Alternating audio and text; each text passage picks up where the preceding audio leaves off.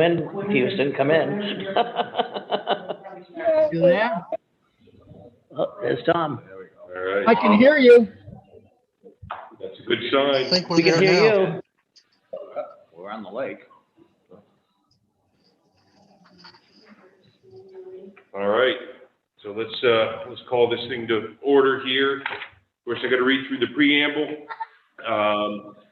As chairman of the Alton Planning Board, due to the COVID-19 coronavirus crisis and in accordance with the Governor Sununu's emergency order number 12, pursuant to Executive Order 2020-04, this board is authorized to meet electronically, and these reasons shall be reflected in the minutes.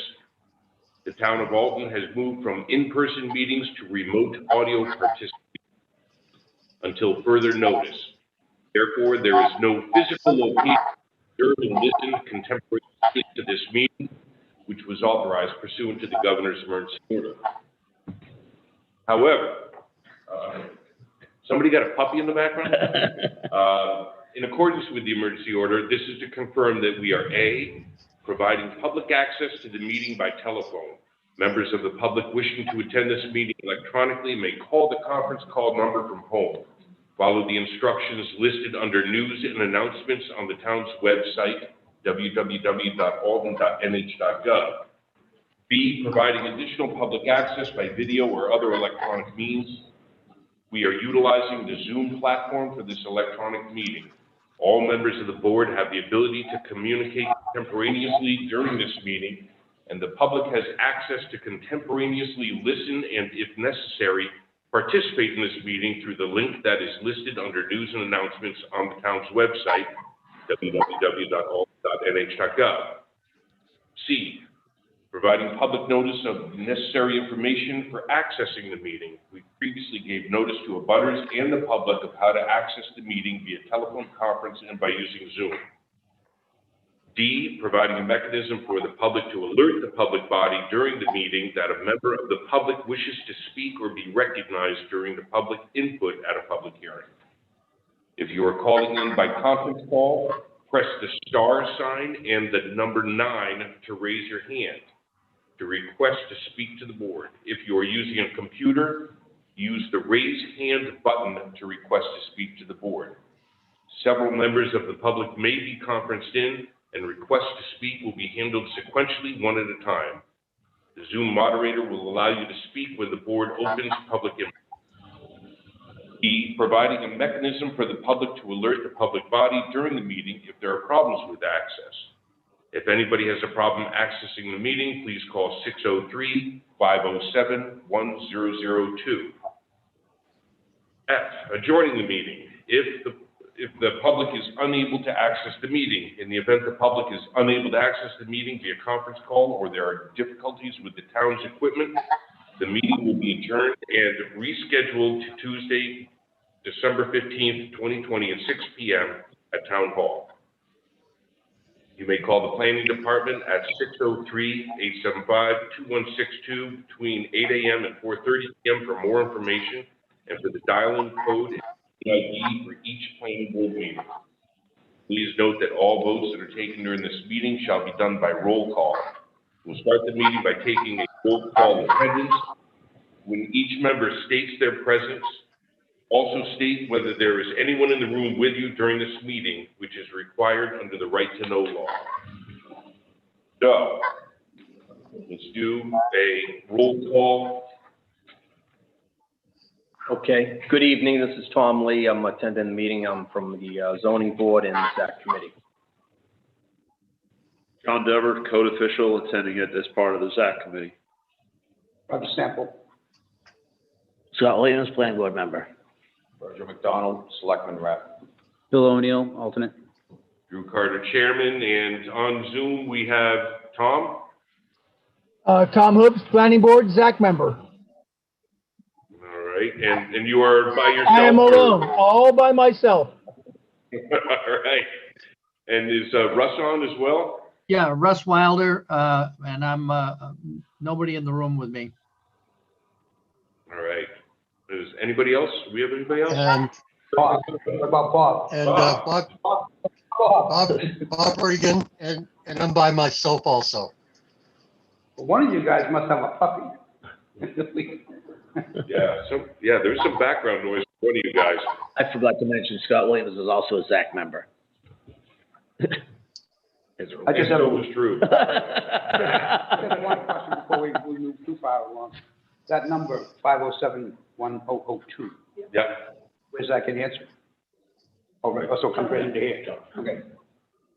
So, do we got to announce Jessica and Josh? Yes, we should announce it, Jessica and Okay, Jessica Call, Town Planner, John. Go, IT Department. All right. Thanks, Virgil. So, all right, so, with that, I've got assignment of alternate, but we don't need to sign the alternate tonight. We have the agenda. Have there been any changes? Let's see. Yes, there have been a couple of additions. The first addition is under old business, and it is B, and that's to set up two subcommittees. One to update the planning board regulations. I have it on mine. Yeah, it was, so these are added after the agenda is posted. Okay. So it's in bold italics to show. Yep, what- okay, I'm sorry. Okay. So to come up with two committees, one for planning board regulations and one to assist in drafting up an ordinance for cabin colonies, and the ZAC committee members can elaborate on what that's all about. The second edition, and before the second edition, so the discussion of the subcommittee, maybe we can move that to after the proposed zoning amendments are presented. Move it up. Yeah, move that up, and while everyone's still here, you could discuss that then. The other addition is under number 4, correspondence for the board's review, discussion, action, and those are 3 applications for the master plan at-large member position. And that's it. Mr. Chairman, I will move to approve the agenda as Wait a minute. amended. And There's one and- more change. I think, Craig wanted to have one on the bylaws. To change put some changes into the bylaws. Didn't you have that as a probability when we had that meeting with, Sessler? Yeah. Yes, and that's, I think that's under the regulation discussion. Was that what you're? Okay. That wasn't intended to be under the regulation discussion. Okay. I don't know, I didn't know. Okay, so then, yes, so we would like to add that we want to have some discussion about the, planning board bylaws. That would be under new business. Yeah. Okay, new business E. E. Bylaws.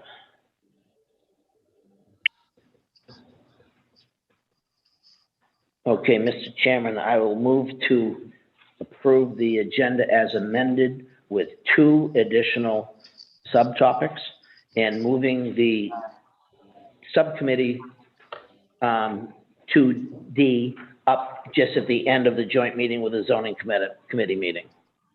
Okay, a motion, do I have a second? Second? Okay, all those in favor? Aye. Uh, Scott, Yeah, we got my name, guys. Roger, aye. Scott Williams, aye. Virgil McDonald, aye. Bill O'Neill, aye. Oh, I don't get a vote, right? That's right. Are Tom? you there? Tom Hook's aye. Yeah, Russ Wilder, Russ? aye. Bob Reagan, Bob. aye. All right, and Drew Carter, aye. Aye. Josh, that picture just got really foggy looking. Yeah. Blurry. All right, well, let's go on to this zoning amendment committee discussion. So, Tom, you want to take the lead on that one, or? Sure. All right, good evening, everybody. If the people online didn't hear me at the beginning, this is Tom Lee, the ZAC Committee Chairman. We just wrapped up our ZAC Committee, and Bill was pretty successful overall.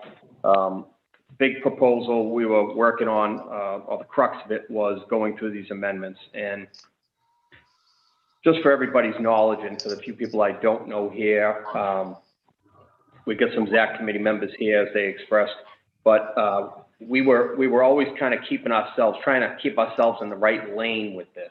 because we would start to drift away if we would go through any particular language on any one amendment. And you'll see as we go through this, we didn't want to add a lot of verbiage if not necessary. We wanted to clarify some of the verbiage. We all know what happened last year with the warrant articles. There was a lot of conjecture back and forth because people misunderstood different amendments and weren't sure if we couldn't cut firewood in our backyards anymore and all that stuff. So we also looked at the votes on the warrant articles, and we were only off, in some cases, 25, 30 votes of getting it approved. So we really didn't want to go and reinvent the wheel on that amendment if we felt it was worthy. We just wanted to change it up so it was a little more clarification. And so that's just to give you an overall assessment of how we kind of went after this. So I present them today. We can talk and walk through them all. Jessica's done a great job. You can see what's in red is highlighted, but I'll give it the overview and we can have a discussion and then we can go through the next one and so forth. Planning Board proposed amendment number 1. This is the one that was on the warrant articles about amusement use indoor, amusement use outdoor. And the parts that we changed is the definition, amusement use indoor, commercial recreational uses conducted in indoor settings such as pinball, video arcade, dance hall. Anything that's not in red was already currently on there. So we just had to clean up a little bit as far as, commas, punctuation, spelling, etc. But we wanted to add the red in there. And this would be what I was talking about at the beginning. We started to go off course and saying, geez, there's so many things indoor. And then we're going to start listing them. And it's like, wait, time out. This is going to be crazy. And the same thing, amusement outdoor. So this is really to give an overview for people, the town folk, if you want to call them, all of us, so we have a better understanding of what we're talking about. And that's what we're looking at changing for the amusement use indoor. And then the amusement use outdoor, commercial, recreational uses conducted in outdoor settings such as miniature golf, drive-in theater, batting cages, zip lines, and go-kart track. We added a few more to this just because the nature of how this current year has gone. They have a certain amount of land they have to have. No, not on, no. You're thinking more of future amendment, you'll see it, where there are a specific amount of acreage you need. But on this one, there is none. And the COVID situation for this year, the COVID situation really kind of directed us a little bit, if you want to put it, with our compass on this because, drive-in theaters were not a big deal before this year. They certainly are now. So we had to kind of have a broad perspective on this, and a lot of people are doing a lot more activity now outside as well as inside. So The circus and carnival crossed out, was that correct? Allowable before, but now? It was allowed before. It isn't that it's allowed. It's really not a relative example of, because you don't see the circuses anymore. Oh, so in other words, it will go with the categories. You don't want to list everything because Yeah, it's that big. you can't But you list- still might have it. It just Right. isn't going to be on here. Right. Yeah, there are others that are more. Taking up Well, room. days up in Yeah. the town. Yeah. Point out something real quick. absolutely. Just One of anybody. the other changes that we made was these previously were not allowed uses in the residential rural or the rural zone. They were only allowed in the residential commercial zone. That's why I'm asking if there's a certain amount of land you have to have for this. But what will work towards that end is that they have to go to the zoning board for a special exception to do these uses. So that's where it's looked at as, is it appropriate for the lot, that type of thing. So that's the other change. And by adding them to the rural and the rural residential zone, we're trying to expand opportunities for a business such as this, because otherwise, at the moment, it's only the RC zone, and we all know that there's Much of that. not much of that. So Yeah. that was, And we don't want it to change too much more. Pardon? We don't want it to change a whole bunch more because Right. that's the yeah, that's. maintenance of our community. Right, we don't want to get it, these are, And that's a great example between the two of you, Virgil and John, that we came up, like, we would come to that point. And then we're like, wait a second. We already have steps in place. You know, we have John in place, we have a zoning board in place, we have a planning board in place. So we didn't want to try to encapsulate all these things into this verbiage because Right, once you make them too long, it's no. most people's attention span, myself included, gets to about half a sentence. Especially reading these, because you don't understand a lot of it. You know, I mean, you can read an ordinance, and everybody's got a different take on it. Exactly. So And using the word such as Exactly. brings it to it's an approximation or something along that. Understand it, I think. Exactly. So I think the any key is the rationale. yes, Yeah. exactly, Tom. So when somebody looks at this and, you know, it was all of our opinions that, you know, people are fairly skeptical on these articles, you know, because they're afraid that, oh, geez, what are they trying to do now? Well, oh my God, somebody's trying to do X, Y, and Z. So to Tom's point, the rationale certainly kind of ties it up, and that's where we're hoping to drive this home. And again, keeping in mind, we didn't miss these by many votes. Our largest vote total that we missed was about 79 votes. So just the fact it's going to be back, even if we didn't change anything, if it was back on the warrant article, it would have a fair chance of passing. Sometimes, like if someone runs for office, nobody knows the person. Second time around, everyone's like, oh, name recognition, I understand who that is. So we don't think this is really going to need much of a push to get some of these through. So I'm just throwing these out now. Certainly, we've forwarded all of this to the attorney to have him look through it all, and that's going to be getting clarified, but And that's not done yet. no. It's not. Okay, so we can't recommend to the planning board to move these forward to a public hearing at this point in time, correct? I think at one planning, maybe a couple of years back, I think when Nick was still here, that you forwarded them to the planning board in, as long as, you know, Jim agreed. Okay, if we can do that, that's fine, because I think we're gonna run out of time if we don't. Like in the motion, Yeah, okay, because it'll be heard the next month's meeting as a public hearing. so correct. Yeah. Yeah, but I think that you guys. Okay, so then we should move them forward, I subject to edification from Sessler. think that would be fine. Okay. Tom, online, or anybody else from the ZAC committee, or Drew, or Scott, anybody have anything else you want to add for this amendment? And if not, is there any questions or concerns that anybody here has on? I know this might be the first time you're seeing this, so you're taking on a lot. Yeah. And if you'd like to go through them all Yeah. before we move something forward, we can do that too, I guess, right? So what would be, Yeah, I think we should go through them all, and Yep. and if there's a stumbling block, we can come back to it. okay, sounds good. All right, so we'll turn off to the next page, and we have, on the back, actually, of that page, amendment number 2. This was a very contentious one last year on the warrant article. It has to do with commercial firewood processing, so I think that kind of sums it up right there. But going through it, firewood processing as permitted commercial use in the residential commercial zone, and to amend Article 200 definitions. So we're changing it in the rural commercial zone. And then the definition is commercial firewood processing site and/or facility.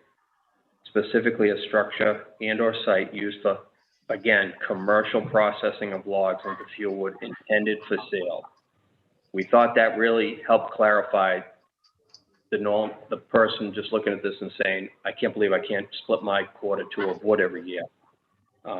It's all commercial firewood processing for the intended for sale. We left everything else in, such site or structures include but not limited to wood splitters, saws, wheel vehicles used for moving the logs for processing. And then to Tom Hoop's earlier comment, the rationale, a commercial use such as this needs space for operation. It must also have ample space to minimize the impact on neighboring residential properties. Unless the residential commercial zone is expanded substantially, there is no area available to accommodate this commercial use, nor does it fit the intent of the residential commercial zone. This amendment does not restrict the personal processing and consumption of firewood. That effect, like Johnny No, because he's been in business for forever. Yeah. Anything, if you're doing the business before the amendment. But I'm just asking, because Yeah, but he's not located in the RC zone. No, I don't think so. No. Yeah, so this change is strictly for the RC zone. I'm not sure where the RR and the RU go on 28 Bell, so, yeah, he does have the houses around him now. right. That's why I'm asking. Yeah, he's already, yeah, Already been established. yeah, he's established and he's not in the zone that's being affected. I think a lot of people voted against it just for Johnny. Well, no, I think they didn't understand. I think they thought There was comments, they couldn't do a truckload of wood in their yard. there was a comment. They couldn't get a logging truckload. This, now you can't even do your own firewood. Right. Blah, blah, blah, which is Social not, media buzz was that whole, oh, I can't split. You can't get a won't be log- allowed to split wood in your yard anymore. Yeah, you can't get a logging truckload of wood into your yard because that's too much wood. But that's what you use. that's not what, I think that's where, And the social media part too that you bring up is key, because Jess, you clarified a lot of this, right? Oh. Webpage. She gets a scuttlebutt. Right, but the problem is a lot of people don't visit the webpage. You know, they Right. just let me look at the newspaper or word of mouth type of thing. So, yeah, I think that part of the problem was they just didn't think they could have a truckload of logs. right. It'd be in making that statement that you couldn't do that, and that was not the intent, and is not the intent. And they'll probably try that again. You may. Well, I like it on But the this bottom. is really spelled it out pretty good. It spells it on the bottom here, it tells them. Close attention. Jess, would you post these to that website as well, once they're, what, Yeah, okay, but to the planning board Facebook, yeah. so the public can see, Yeah, that's what I a, used to Ask do for is their when I Yeah. post something to the planning board's Facebook page, I share it with the Alton community page. I mean, she's the planning board Facebook page, I guess I ought to, Yeah, you should ask for comments too to see what's floating around maybe. Oh, they'll comment. Yeah, they'll comment. You don't have to ask, do you? That's No, you don't have to ask for comment. You don't have to ask. But as we all know, that can send it off in 25,000 different directions. Oh, geez, yeah. If one person doesn't understand it, and they have, as we know, there's people in town that have a certain following behind them, if they don't like something, but it's good, it needs to be there. And can you post it as such, just like this, with the changes made? Sure, well, Specific. this, after tonight, we'll get, updates and everything, and it gets posted on the website anyways. Yeah. So usually I refer to, see the website, whatever page. Yeah. and that would be good, because people can pre-see these before having to come here or come Zoom or whatever for the public hearing, so at least they can see it ahead of time, I think that's good. I try to tie things together to the website, so the website doesn't get lost. Or the Facebook page just doesn't sit on its own. I tried a Kind of couple of years, become, years ago, get them read at the delivery session, they won't do it, because there's no money tied to it. right, I says, yeah, but you get these out and explained. Yeah, right. They wouldn't do it because there's no money tied to it. Yeah, and I stressed For that buck at with the it. beginning of this year as well, when people called and had questions on zoning amendments to make sure that they're aware that they don't get talked about at deliberative session. really. So people, You would think you'd want them talked there, because you could hash them out and explain them all. right. The way it's written, the We're way trying to the get law is the word written. out more this year. Yeah, you get Jessica? exactly what you. So from my understanding, so based on the way the law is written, you can't just go through these at a deliberative session? No, because there's no money, I just assumed they would. Yeah, the deliberatives just specifically for the money items. money articles, that's it. Jessica? I think what Scott was asking, can you post it with the two colors that show the changes? Yes, Yes, Oh, yeah. yes. Okay, Tom, you're not on Facebook? no, I don't know what it is. Lucky you. It's a black hole. Right. Any more thoughts on that amendment number 2, or? I like it, it's, Yeah, no that's question.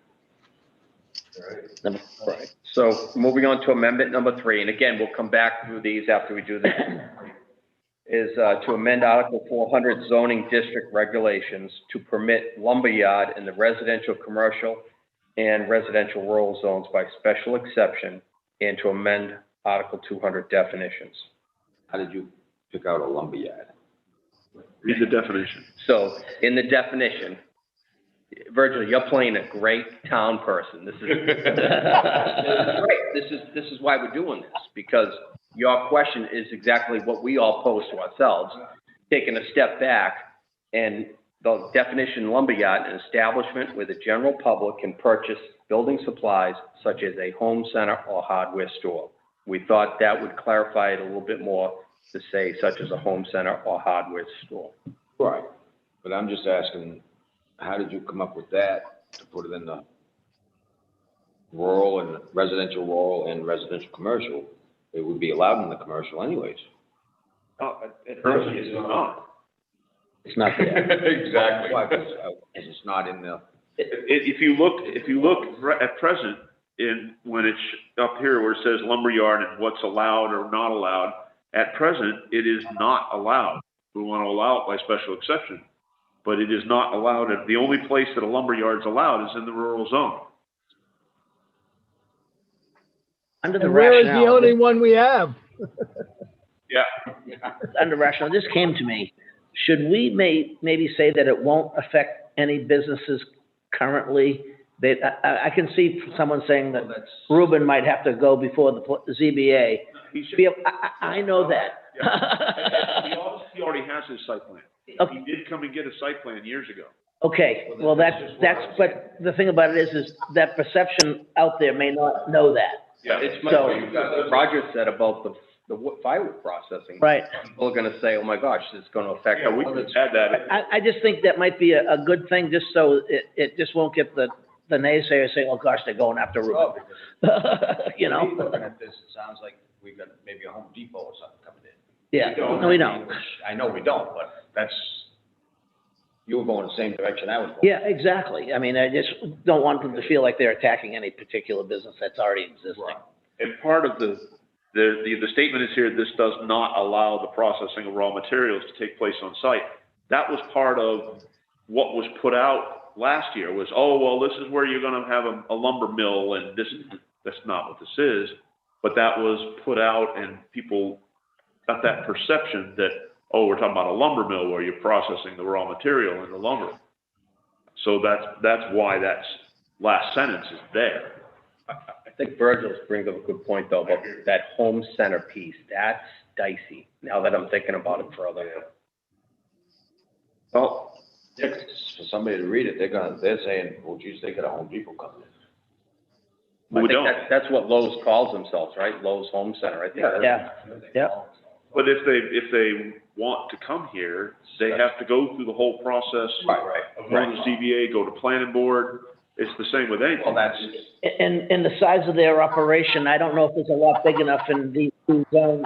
Maybe the rural residential zone, maybe, but I'm just saying. the RC zone, there's not a lot big enough to handle one of those 100,000 square foot stores.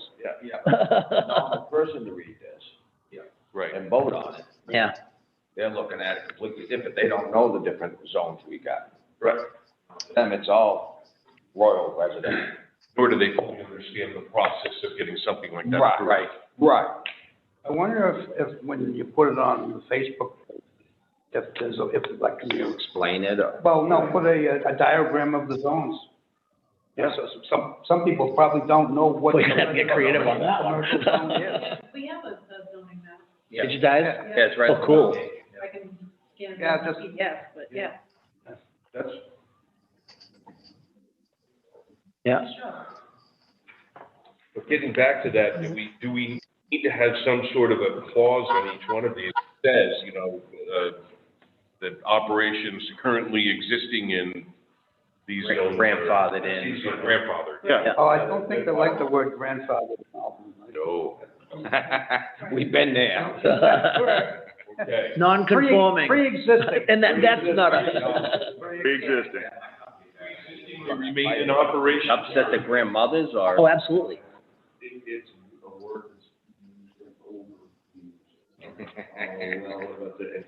I like the word pre-existing, so that's Right, pre-existing. That would be good to put on the firewood one.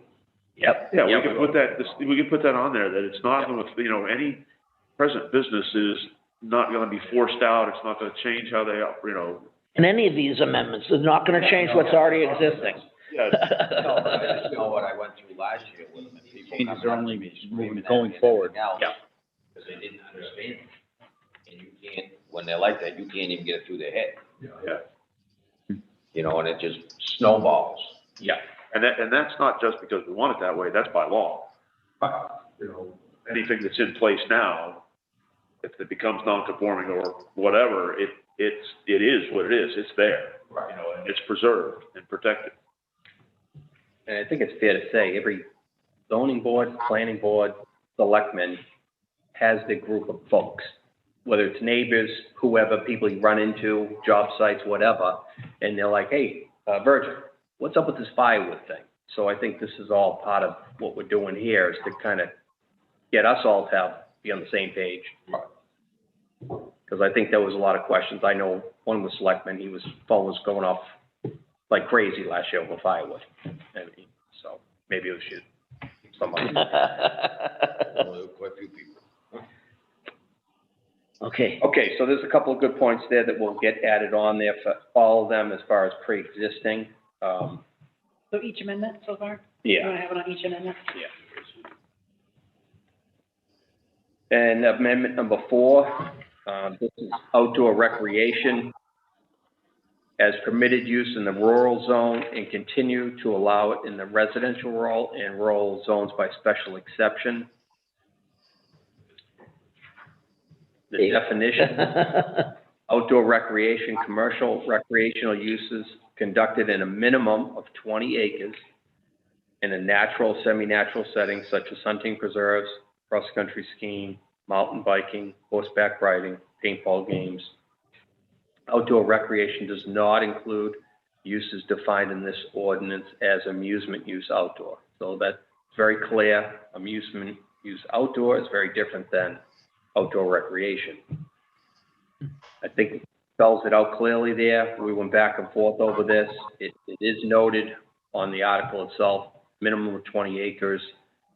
This one, we started to kind of ad-lib a little bit and start adding more and more things, and we're like, time out, let's keep it fairly simple. That's why we just add the cross-country skiing, the mountain biking, and horseback riding, what the group agreed to. The rationale, presently the use is permitted by special exception in the residential rural and rural zones. The note on the table of uses requires that the lot containing the use be a minimum of 20 acres in size. There are no known lots of that size in the residential zone compatible for that zone. Compatible for the use. Yeah, compatible for that use. There is one lot in the residential zone that is larger than 20 acres. Really? That's the Christian Conference Center. And that's it. But should anybody say, well, I went and asked Rob, and that is the only one that's larger, is the conference center. Everything else is smaller than, much smaller in most cases.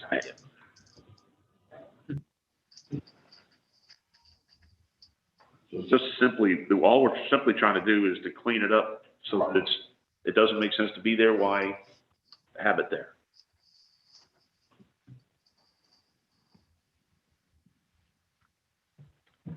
Okay, moving on to number 5. This is setback requirements to clarify the shoreline setback and roadside setback to amend Article 200 definitions. Building and structures excluding septic system, wells, and fences shall be a setback minimum of 30 feet, 50 feet on lots created after March 14, 1995, from the shore or reference line, which is the mean high water mark of any river, perennial stream, lake, pond, or impoundment, as determined by the New Hampshire Department of Environmental Services under the authority of the Shoreline Water Quality Protection Act, excluding boathouses and wharfs. The second part, 25 feet from the right-of-way line of any street or highway, whether public or private. And then we added, or the property line adjacent to the street or highway, whichever is more restricted. That was added from the actual zoning board. Paul Munn's the only one who was looking to have that added on. Number 3, there was no change, 10 feet from all property lines. And then number 4, 10 feet from the property line in the rural zone, 20 feet on lots created after March 11, 2003. And that's when the sideline setback changed. Right. And that doesn't, it doesn't, what we did here, it was written backwards. So basically, we haven't made any physical change. There's not gonna change the setbacks. It Yep. just made more sense, flowed to show the original setback than the modified setback instead of vice versa. It just made my eye twitch every time I read it. But to that point, I think somebody might look at this, and say, well, is that different? It's gonna cause a lot of questions. A question I have, could we add that, Jessica, on the webpage with the lined out verbiage? So if I'm really concerned about this as a town person, I can read it and say, oh, it's already there. I see what they did. They just rewrote it. Right. And in reality, we could make that change without even putting it to the voters, because we're The not substance isn't really changed. changing anything, we're just rearranging. Yeah. Definition, reference line, mean high water mark, and goes through, the surface elevation is listed, consolidated list of water bodies of all lakes and ponds greater than 10 acres, subject to the Shoreline Water Quality Protection Act as determined by, the DES. And then 2, for rivers, perennial streams, ordinary high water mark. So we add a little bit to that. And I think at this point, it's also relevant to bring up what Russ, Bring that up, evidently, so there's a lot of feedback coming from one of the board members. I don't know if Russ or Tom or Bob have another speaker close to their laptop or anything, or if they've done anything different. Can I talk to that? According to Josh, there's a lot of feedback coming through. Okay, well, Yeah, I don't know if somebody has both their computer speaker on and using a phone possibly, or at the same time, one of the board members. I don't think and so. on the reference line here, one thing that just now came to me, I think the state refers to the lakes as great ponds. And I just don't know if we should follow suit with that, or if that's the case. No, this is the language out of the statute. Out of okay. Yeah. Because you've seen great ponds, which Winnipesaukee was referred to as a great pond. Really great pond, but. That sounds like Indian talk, Yeah, well, most likely, yeah. like Can everybody you- has a fit down the bay that says Winnipesaukee Lake. All right, so, yeah, Russ, you want to speak to what you wanted to? Yeah, on the, on any other stream that hasn't already been determined what the high water mark is, when I was on the planning board in Windham, New Hampshire, we had a lot of trouble with smaller streams as to where the high water came to. So we came up with this definition that I sent to Jessica that helps explain how you determine that. And if there's an argument about it, you can always go back to DES and ask them to determine it. But basically the high water mark may not be at the top of the bank of a stream. It may be back further across the floodplain at the base of where the land goes up. And that's where, you'd find washed up debris and so forth that would indicate how high the water actually does come to when there's a flood. So I just suggested that rather than not having a definition for the ordinary high water mark, I suggested that language as a definition. So, Russ, I'm gonna I looked up, the 483D, and they have a list of definitions, and this is actually their exact definition of ordinary high water mark right out of the RSA. So I don't know if we need to add it, if it's already covered in the RSA. And I'm gonna defer to the zoning board for that, because you guys are the ones that have to put up with it, but. Go ahead. I mean, we have lots of definitions. This is just, if you go to the zoning ordinance, you go to look up a term. I was suggesting that even if it's in the RSA, just put it in the definitions so that you can find it. All right. Yeah, as long as it mimics the RSA. Yeah, I mean, it's verbatim. Yeah, so, So, Sure, put it in. yeah, My thought is that way people aren't jumping around, Right. trying to, and, you know, someone wants to look and see, okay, what does this mean? It's here instead of having. they may land on one incorrect and get the wrong opinion too. Yeah, instead of having to go to the statute or this or that. So we're gonna add two, or all on its own? I would add it right into, my thought is to add it right into number 2, because it's gonna be in the definition, so then it's all together in one place. Fine by me. Okay. Thanks, Russ. Yeah, thank you for that, Russ. All right, you're welcome. you think it should be added there, or should it be added in the front of the book under definitions? Well, this is where we are. When we put in reference line says 2, gives you 2. Oh, we'll give you, I follow you, okay, yep. Yeah, paragraph 1, paragraph 2, so we Yeah. just add it to 2 because it's was specific to rivers and perennial streams, Gotcha, yep. less than fourth order streams or whatever they call them. Yep. Okay. All right, and then amendment, number 6, this came out of a recent zoning, board. We had a person come forward, the zoning board, turning a, 1-bedroom seasonal cottage and want to make it their, main living space. And what we had on the criteria as we're going through, all it said was, if you read A, there is no increase in the number of bedrooms. That is what a non-conforming structure going forward. Well, what did that mean? Beyond a minimum of 2 bedrooms is what we wanted to add, because there is not a septic system for a 1-bedroom. Yeah. But you're saying they can make a non-conforming lot more non-conforming. Well, they would not, if, the way it is now, in this particular situation, they're replacing an existing cabin. This is for replacements. Yep. Okay, you're gonna tear down and Staying in replace. that hush. Pardon? They're staying right in the footprint. They're allowed to expand if they're in the building envelope, but part of the structure may not be in the building, may be in the setback for some reason or another. So, but the idea here is that you go to DES, they're gonna you have to be able to accommodate a minimum of a 2-bedroom setback. They're not gonna give you any less than a 2-bedroom setback. On a new But what we design. did, we had a 1-bedroom camp come to us, and if we just take what's written there, it says there's no increase in the number of bedrooms. Well, increasing You're right. you know, So the theory was is that the intent of that is not necessarily the number of physical rooms. You know, you could have a 8-by-8 bedroom, you know, in some of these camps. That's why I'm asking, is they're gonna be adding another bedroom by building an addition on it, making it more non-conforming?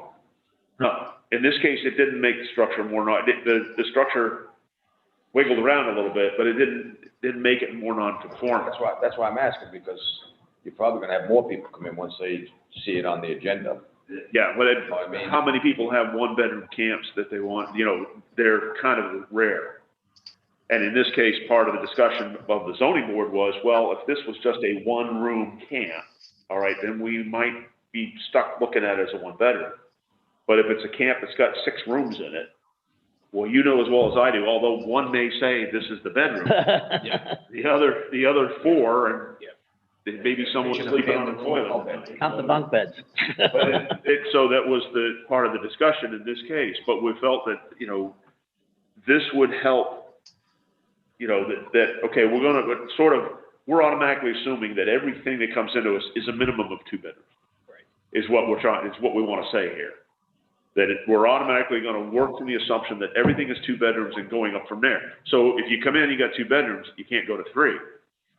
And, you know, if you got 3, you can't go to 4, but. But if you went 4 1-bedroom apartments in a building, let's say, you can get a 1-bedroom there because those are counted for in the septic plans. Those would be 225 gallons a day per unit.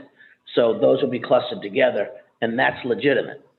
But in this case, what we're dealing primarily is non-conforming structures that they want to be replaced. Someone buys it, wants to tear it down, replace it. And the only place it can go back is partially in the lakeside setback, because that's where it was, and you can't move anywhere. You know, we've got these, we had one come into the ZBA, the porch, the edge of the deck was at the water line because it's so small. They tried to move it back, and they did about 3 feet. That was the best they could do, you know, it was on like a 4,000 square foot lot. I mean, you're not gonna go far with those. But Old Lodge Cottages has some that are over the water. but the point of this was that then we're just saying clearly that we're assuming automatically that it's a 2-bedroom structure, so that we don't run into that little. We understand the language at the zoning board, but it can really be misconstrued for a person coming in with a 1-bedroom seasonal, and they're saying, well, it looks like I'm all set here, and I can, with an increase in bedrooms, wait a second. So we just want to clean up the language a little bit. And obviously, it's not that easy to understand as we just walk through it, but we want to protect ourselves so we didn't get a more non-conforming structure, to your point, Virgil.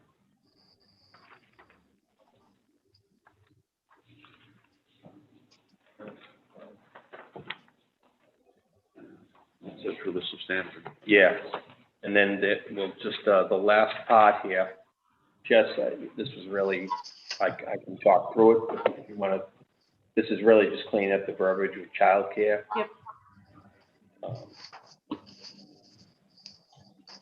This verbiage was really messed up as far as going through it, and with the change in times and what we have as far as daycare, childcare, daycare uses, et cetera. Jessica did a lot of work on this, trying to get this clarified and up to speed, because it hasn't been clarified in years.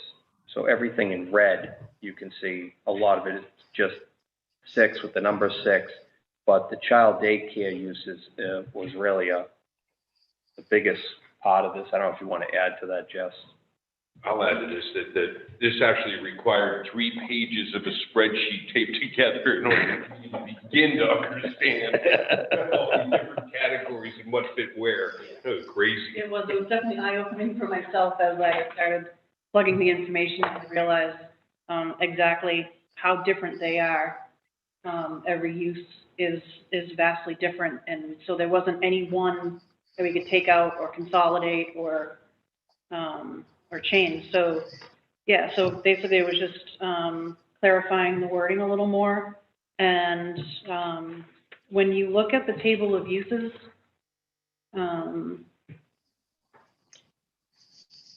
it lists it has a section that lists other childcare uses, and it refers you to go to the definitions. And when you flick through the definitions, all of these uses were all over the place. And you could miss one, you might not categorize what you want to do under the proper definition. So the suggestion was to take all of those uses and just put them under one section that says child/daycare uses in the definition section. So if you're looking for something, you just go to that one, and then they're all listed, because there was so many of them. And it kind of just helps people, it steers them to one section more. Makes it easier to use. Yeah. And I think it's a good thing to sharpen this up because of this COVID stuff. We may see a little one-room schoolhouse pop up again, Yeah. That was another one of my motivating factors, other than your suggestion to go through all the ordinances, kind of find some things that don't make sense anymore, or that Right. don't have a definition, or. That's good to monitor that. Yeah. So I just kind of clean that up a little bit, and I think it makes more sense.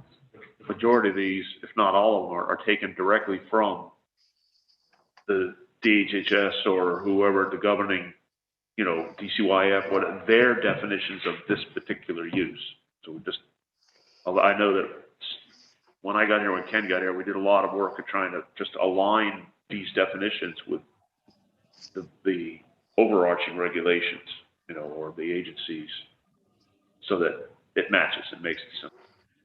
Yeah, they all have their own different type of license.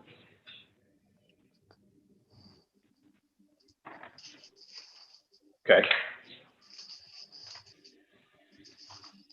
So that's where we stand as far as the amendments. That's what we had changed as far as some of the verbiage in regards to child daycare uses. That's where we stand as far as changing the non-conforming verbiage. Trying to clean it up a little bit, trying to make it a little less confusing for everybody. I think the suggestions here in regards to adding this onto the webpage will certainly help. I think adding what Russ gave us in regards to that definition will certainly help on number 2. And open for discussion if anybody has any other questions, concerns, or comments. Good job. So I think the only other 2 items, the comments about the pre-existing may continue in operation, coming up with some verbiage that we can include in many of these, if not. Right, and the asterisk on it that this amendment will not affect a pre-existing lumber yard or firewood processing. Exactly. And I think that will allay people's fears to the points we were made, whether it's a Rubin scenario or something like that. and then at number 4, that rationale, the very last sentence, we're going to change, no lots of that size of a residential are zone compatible for this use. Yeah, so the, That was the only other.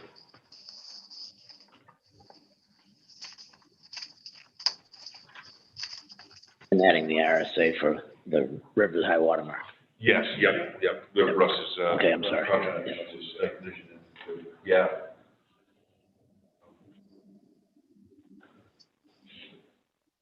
We want to entertain a motion, or? I will move to advance all amendments to the public hearing. Conditionally, Huh? conditionally to Jim Sessler. Conditionally. Yes. Okay, to the public hearing. Okay, so we have and we have a second from Virgil. So all I'll those second. in favor? But, Roger, aye. Scott Williams, aye. Roger McDonald, aye. Drew Carter, aye. Tom Hoops, aye. Online.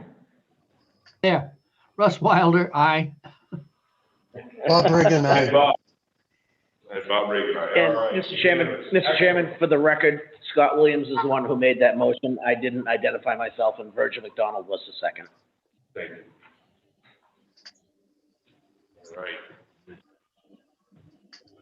All right, well, this is Tom Lee again for those on the line. Thank you very much. Being the ZAC chairman, and the first time I've been a ZAC chairman, I just want to thank the ZAC board. I think it was a very a good board. I think we worked well together, and we stayed on point, and it was very professional, and under Amelia and Jess working with us, and I think we got some good things accomplished in a short period of time, and I think that's everybody's goal. So I just want to put that out there and say thank you. And Tom, thank you for your leadership. It was great. Your recap notes were the best I've ever seen. Yeah, no doubt.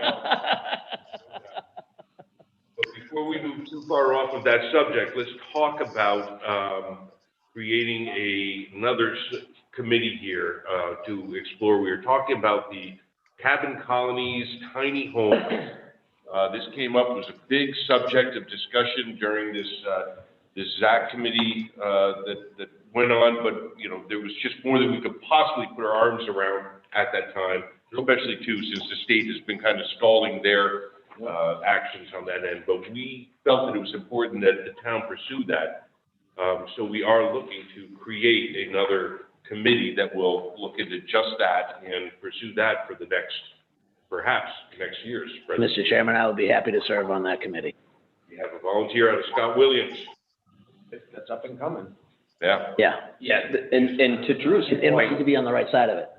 Yeah, to Drew's point, this is something that it was on our agenda as a ZAC committee to try to push this forward, whether it be cabin colonies, tiny homes, workforce type of housing that they're doing in other communities. So we looked into other communities. We looked at one of the bills they tried to get through the state legislature that stalled. And we wanted to have an option in town that wasn't, you just didn't have to buy a $400,000, $500,000, $600,000 home to live in town. And we didn't want to get into just a strip mall of what you would deem Section 8 housing of something of that sort. We wanted something in the middle, and many communities across the country are doing this. So to Drew's point, we didn't have enough time to keep going on this, but we agreed as a group, we didn't want to let it go. And we know there's a lot of land in town that could really benefit this for the people and everybody involved without really changing the nature of the structure of the site. It doesn't have to be a clear cut necessarily. It can preserve what Alton is all about in those rural sites. And so the subcommittee piece that we talked about was getting a few of us from possibly planning board, zoning board, et cetera, meet a couple times a quarter, really come up with a good agenda so we could sit here a year from now and say, look what we put forward as a warrant article. We do think it needs some time, whatever amount of months. There's gonna be some education involved, because we're gonna have to deal with densities and things of this nature. So, should we also maybe include a public representation? I think that would be good. Well, So the I, question is- I'd like to make a suggestion as well. I'd like to see some way of incorporating this subcommittee into the activities of the master plan Yes, effort. And, exactly, Bob. This is one of the areas that we've identified as needing some attention on our part. Okay, so you already identified that. That's great, because we talked about alerting you guys that we had this thought. So, well, that's good that you already have some thoughts on that. Yeah, I talked to Paul LaRochelle But tonight about, and he specifically said, please, if you can bring it up, that this is going to be part of the master plan agenda as well. So I think we really have some good momentum going forward here. Everybody's in agreement, but you know, based on, like, we looked at Dover, New Hampshire, and what they built out and what ordinances they went through. And then we looked at another developer in Bridgeton, Maine, that Scott gave us information on. We looked at that development, et cetera. So I don't know if there's one quick answer to fix all this, but there's a number of answers that might really fit well for this town going forward as a master plan. And we thought it was value added to, although nobody wants or needs another committee, certainly Jessica doesn't want us to have. Oh, sure, she doesn't mind. More committees, but we thought it'd be something kind of spearheaded, and then that committee can come forward in a number of months and say to the selectmen, the planning board, this is what we're proposing, and then you can all sit here with an educated opinion on it, so. We should probably identify a committee size. And what do you want to call it? Is it going to be still a ZAC committee Tiny house. or cabin colony committee? Yes, I don't know. What do you like? I don't know. Hey, Jess, whatever you can remember. Alternative housing. Okay. I think that's a Okay, good, yep, that's, Kind of kind of broad, an but, umbrella. you know, it gives you an opportunity. and I think 7 would probably be a good number. That way there won't be too big an influence. So my question though is does the planning board need to vote to approve creating this committee, or is this something that we could just do? I have no idea. I don't know what, from a procedural point of view. Yeah, I don't know. I think the selectmen have to. Don't the selectmen have to, No, the chairman appoints them. Right. The planning board? Planning board. Yeah, the subcommittee is planning. Subcommittee. Right. Yeah, and we could have a selectman's rep. If they want to come, if you haven't got anything to do on your meeting nights. So, I don't think we need, it's based upon some of what we talked about, where it's a subcommittee, or we had another term for it. We had another term for it where, I forget the exact conversation, but it wouldn't involve a quorum. It wouldn't get into minutes per se. It wouldn't get into all this legalese part. Workshops. You have to capture It was a minutes. workshop, Tom. That's what I think we talked about, right? Even workshops, you still gotta take minutes. Yeah. You have a Well, let's clear that subcommittee or through committee or anything. Sessler. You Make sure that we keep our nose clean.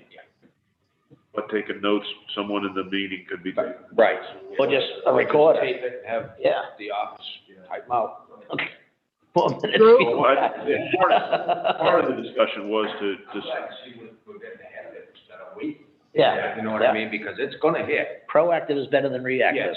I do remember that part of the discussion was perhaps one of the members of the board could do a lot of the lifting as far as taking notes and stuff like that, instead of having to have. Yeah, she wouldn't have to be there, or your Yeah, secretary. I mean, we could just, let us use the recorder. Oh, I thought this was raising my hand. You create a secretary within your Yeah. committee, so. Yep, the one that'll be responsible to record it and get it to you. Well, yeah, 'cause you could tape them, and even if you had to pay the only few bucks to get them Transcribed. transcribed, they're not a lot of money. All right, so for the planning board, we have Scott. I'll go on. Drew, could I suggest something? I kind of. Go ahead, Tom. Yep, Tom. After our meeting with Jim Sessler, I was talking with our alternate, Bill. And he has some pretty good skills, which I think would match up with this. I'd like to suggest him. I guess I'll do it. Well, I'm Bill's already there, on enough right here. committees. I guess I'll do it. Old adage, the turtle that doesn't stick his neck out doesn't go anywhere. Just for clarification, that's called getting volunteered. Tom, would you like to No, sit? Thanks. he has skills. Planning board members, we want, We'll probably- selectmen, Yeah, and you the guys want- ZBA. I'd like to think 7 people. I think we should have at least 1 citizen, if not 2. Okay, that includes putting out an ad in the newspaper for that. Okay. do you- I can't do that, can I, Jess? Because I'm on the planning, so that would make a quorum, right? Yeah, preferably I'd keep it to the 3, Other ones. because then if it's a quorum, then it becomes a whole Right, other thing of right. planning board. That's why I'm asking. Alternative. Do you have enough money to do that posting in the paper? I can do that, I can make it brief. Yeah. Very little. Try it on the website, that's the way it happens. Yeah, and put it on Facebook. See what happens. Yeah, I usually, I mean, yeah, that's what set up. I'm doing, yeah. Paying to So have who do you have so far, Jess? Yeah, put it at the post office and put it on your bulletin board here. So, Oh, yeah. So we have Scott, Roger, and Bill. and so 2 ZBA members? And then that'll. Oh, that's good. Okay. Are you on it, Drew? That's another option. No, I can't because we've already got 3 planning board members, so I can't. But Scott, Roger, and Bill from Okay. planning. Gotcha. So myself from the zoning board. Okay, and then I'll, Who else are you gonna appoint, Tom? Most definitely appoint Paul LaRochelle, namely because he's not here. Well, I'll second it if you want me to. Selectmen. Well, Yeah. Yeah, And- Part of and the Zach- Actually, if Paul is willing to take that on, that would fit very well because he's also a member of the master plan committee. Right. Yeah. And that would be a good linkage. Yep. And then just a couple people from the public, and Yep. that puts you at 7. Yep. okay, so are we going with Paul? No. Yeah. All right, so then that's just. tell them the decision's been One planning made. board member. I mean, No, one, the yeah, ZBA member. members also select. The lead- See, there is a train and all. Issues. And then, with 2, see if we can get 2 people from the public.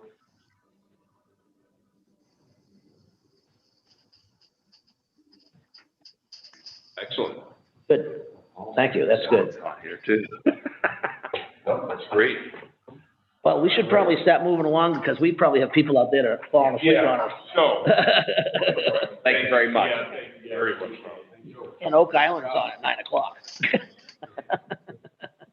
All right, so, I'm gonna call in our first case, conceptual consultation that was continued from October 20, case P 20-14. David M. Dolan, LLS of David M. Dolan Associates, BC agent for Wentworth Cove Realty LLC, care of Michael, I'm not even gonna try his last name, owner. We're just checking to see who's online. Wow. Okay, I believe you might be online. Unless someone raises their hand.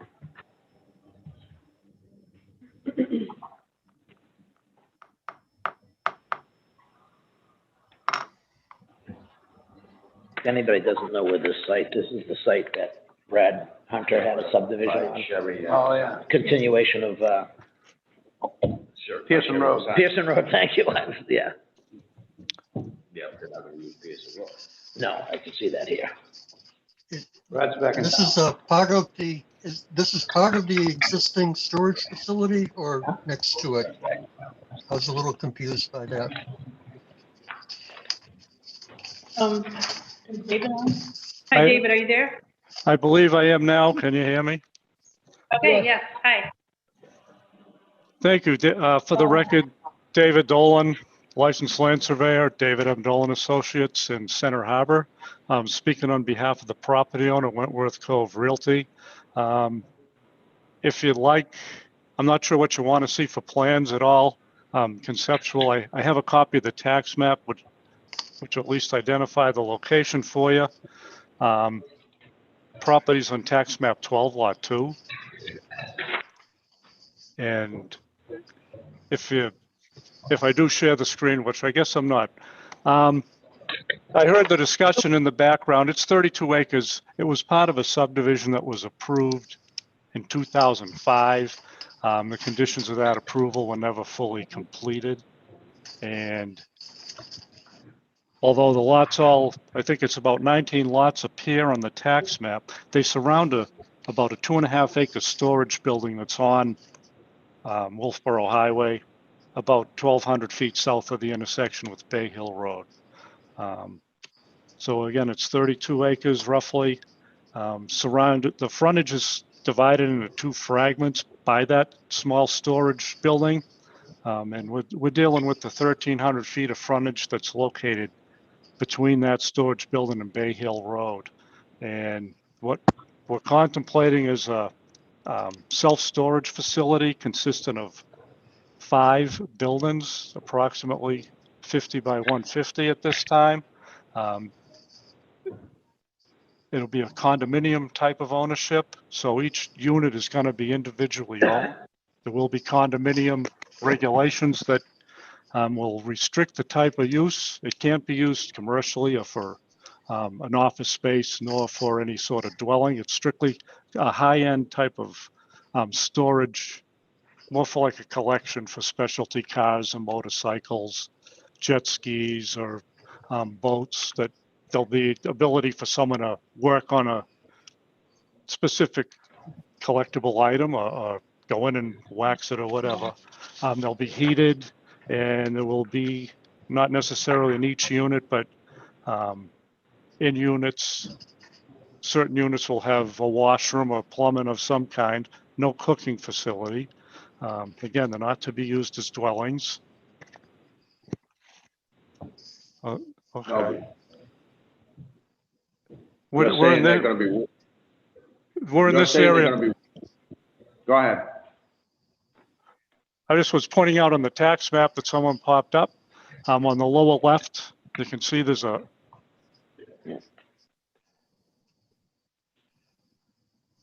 I think it's called Pearson Drive that was never developed. RCRR. Right between the 2 of them. Right there. Yeah. Left, Josh, left, To your left. left, no. No, you. Move your cursor. The other left. That's all right. That's all right, we know where it is. Where it says RCRR. See all the little lots. All those. There you go, right there. lots. Great, so can I, There you are. clarify something? David? Yes. I have a question for you. So, when I was doing research on this, I was having a hard time finding just lot 2, and there's a reason for that. Because there was a subdivision that was laid out that never got finished. Right, and it was, Correct. then they came in and had it reversed. There's no, so if they did get it reversed, it's never gone in front of the town. Yes, it has, it was on this board. It's still listed. Do you know when? Because I don't have any. Tom, 2 or 3 years ago, That was a different, so when Nick was here, there was another revocation. And That might have been it. It was James Spain. So. I that don't was recall his- this. you don't recall it? As far as I know, this has not been resolved. Okay, well, I feel very confident it has, but I'm not gonna argue with the Well, point. this is what happened. I don't know as though it's been revoked, but it wasn't extended. I mean, you have to keep coming in See, for extensions. the thing about it is, these lots were all deeded out before anything was in error, before any of the infrastructure was built. And so Brad Hunter, I could probably track him down. He's backing down. Is he? Oh, He's building that up. then he's gonna be really easy to find. He was in Florida. I think he's the one that came in and had it abolished, or whatever you wanna call it. Well, I think, I don't know as though they have it abolished, they just didn't do the work. They just didn't extend it. But they had to merge it all back together because it had been, It's recorded. The subdivision plan is recorded, so that subdivision plan has not been revoked, which is why these tax maps still reflect this as a subdivision. Well, I think if you go back, if you look at the tax map, I think you'll find that mine even has all the lots in it too, Let me ask you- which aren't lots Let me anymore. ask you something, Jess. We give a 2-year thing that you gotta, to Perform. test it or anything. And if nothing's done there, then yeah, how can that? the thing about it You've is, Never done anything to it. I think when we had the town planner Sharon Penny here, she erred and had that all recorded out. So it became official. And it shouldn't have. No, I agree it shouldn't have, but it was. So I think I see, Well, there's a that's- lot of mud on this one, so. So that's the same with mine, was mine during her, on the Durham Road? I don't Let's stay recall. on this one. Focus on this Well, one here. So I did capture a little bit of the background as to the last correspondence that we had received with that subdivision, and it's on page 2 under office research. And I saw that when I was there. All right, so it kind of, it didn't go anywhere. So it appears that at some point, it never got extended. If you see him, have him come down and see Jessica. Okay. That would be, I think that would be a help. And if it, So just to clarify, not to get off track too far, but this needs to get taken care of yep, in some oh, absolutely. fashion, or, you know, other things. And I want to say it has, but I can't be sure, so. Well, and then I think that's the case, it didn't get extended, but I don't think there's something to go back and remove, to say, okay, go back and remove everything. Maybe we should ask Mr. Dolan, he might have the answer. Well, I would say No, if we I don't, this is Dave Dolan.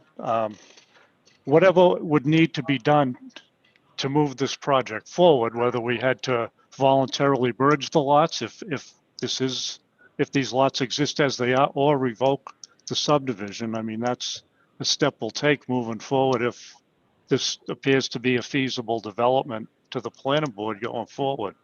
Regardless, it should probably be addressed anyway, but we could do that, I hope, during the process of subsequent applications for site plan and subdivision approval.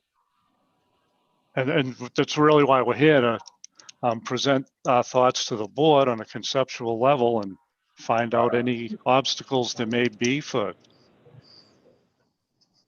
based on the board's view of any obstacles that might be in developing the property as we're discussing. If anybody wants to see one of these built where the Christmas tree inn used to be in Guilford, up past the store there. Alacoya Bar and Grill. Alacoya Bar and Grill, thank you. They built these, not this configuration, but these privately owned condo garages. Yeah, there's similar in Guilford. It's past that. It's closer to Glendale. Yeah, this- that's right. Well, Glendale is Guilford. Right, Dave? it's called Toy Box, I believe. Yeah, Okay. Mr. Dolan, this is Russ Wilder. I'm looking at your plan and I see there's a drainage way. Is that a perennial stream, or is that just a drainage way from the highway? That's a drainage from the highway. It has been determined to be a jurisdictional wetland, and that was something that would have to be addressed Yeah. both at the state and town level. Yeah, as far as I would think that you would probably want to arrange your buildings so that they didn't impact that drainage way. We can certainly take a look at that. And obviously we need, I may have mentioned a driveway, NHDOT curb cut, which we're proposing. If you're looking at the plan on the screen, the lower left where it says proposed access. Right. Part of the previous subdivision, the access was designated on the opposite side of the existing storage building, lot 2.1, and that would actually result in a greater impact to wetlands. I Going think that that- was required by the state. That may have been, and we're hoping to initiate discussions with them about this as an alternative, and that's one thing we want to resolve before we go too far here, but with this board, but we want the board's thoughts on that as well. So I just, believe that you have to have a deeded access off of 28. And the only deeded access to that property was through that driveway by the storage places. That's what I recall. Right, the state will dictate where the curb cuts are allowed, and I believe that was as a shared access. Your retaining walls, if they're over 4 feet in height, will have to be engineered. Yep. Oh, the entire site will need to be engineered. Again, this is what I thought might have been too detailed for a preliminary or conceptual discussion as far as the plan goes. But yeah, they'll be, given the total impact area, they'll be engineering, grading and drainage, erosion control plans. We'll need a AOT permit from the state, septic design approval from the state. There's a lot of work that would need to be done prior to submitting an application. Are you Engineering storing is part of it. Excuse me? Are you gonna be storing anything outside? No, it's all inside storage, self-storage and gated. It's going to be gated at the right of way, so you can't have transient traffic through the site. Well, I'm just asking, because you said that they're gonna be working on cars or whatever there, but that'll be inside, not outside. That's all to be inside. It's not, again, it's more like a collector type storage. Right. Is the target consumer of the storage facilities. So I've seen proposals like this on projects that down Massachusetts and such where I'm trying to think of what the catchphrase was for the storage units. It's not coming to me, but it's basically it was a place that you could pull your vehicle in. It actually had a small kitchenette, and you know, and so people would, you know, come and hang out there for the entire day. Or set up shop. Or set up shop. You know, is that where you're leaning with this? Are these gonna become these kind of, you know, are they gonna have facilities within them, you know, for septic requirements, water requirements? Yes. But it's not to be a residence. There's not supposed to be any overnight occupancy of any of the units.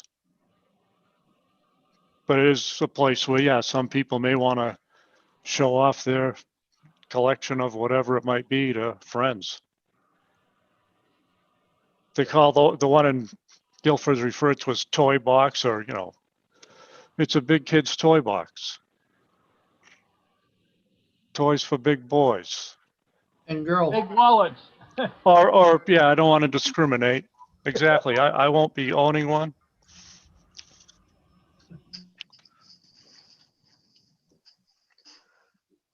So just it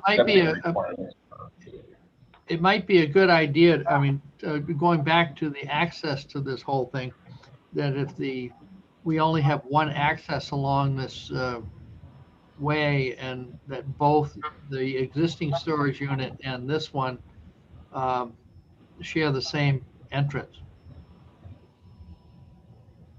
have less, you know, the 28 is supposed to be a high-speed facility, or, you know, a transportation. Limited access.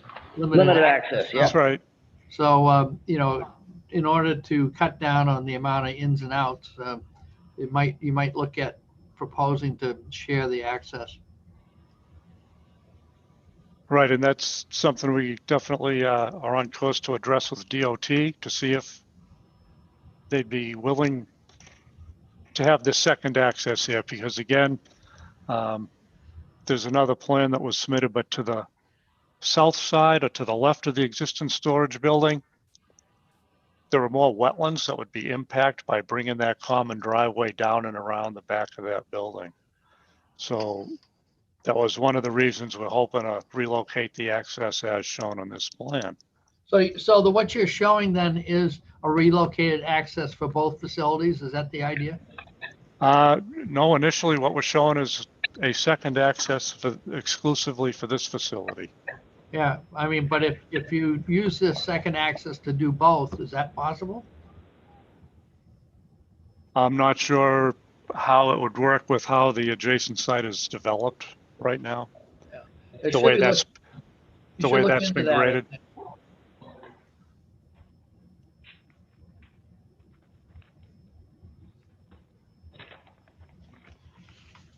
Okay. At this Is point, that- do you have an idea of roughly how many units total we're talking within all these 5 buildings? Approximately between 6 and 8 per building, and there'd be a varying sizes, but you could be looking at a total, if you figured an average of 8 per building, there could be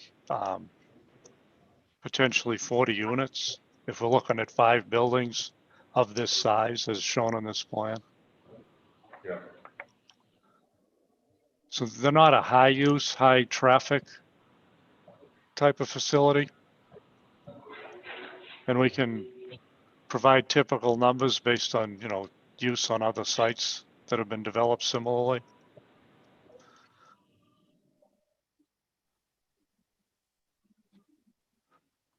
Are the, just another question, I noticed that the toy box in Guilford there near Glendale is a pretty nice looking building, and it has, looks like they have mini splits for heat and air conditioning in them.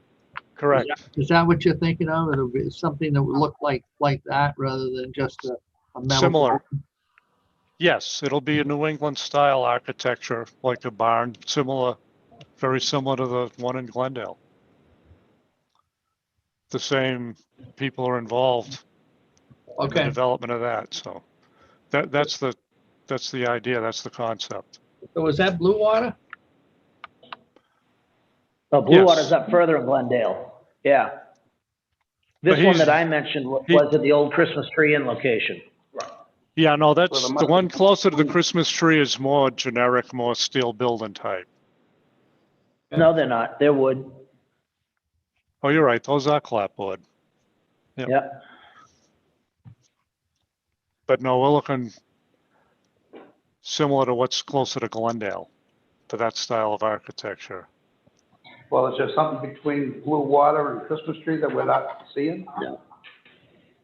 No. No, I believe you're at Blue Water. The ones in Glendale, So you're fashioning The same- yourself after same- the Blue Water. yes. If Okay. that's, yeah, Got that it. same Toy style. Box is another name. Yeah. Yeah, I don't know what the one at Christmas tree Inn location is called, but I just know it's there. Okay, I've heard enough. That's the style and that's the same target market for these buildings. Yeah.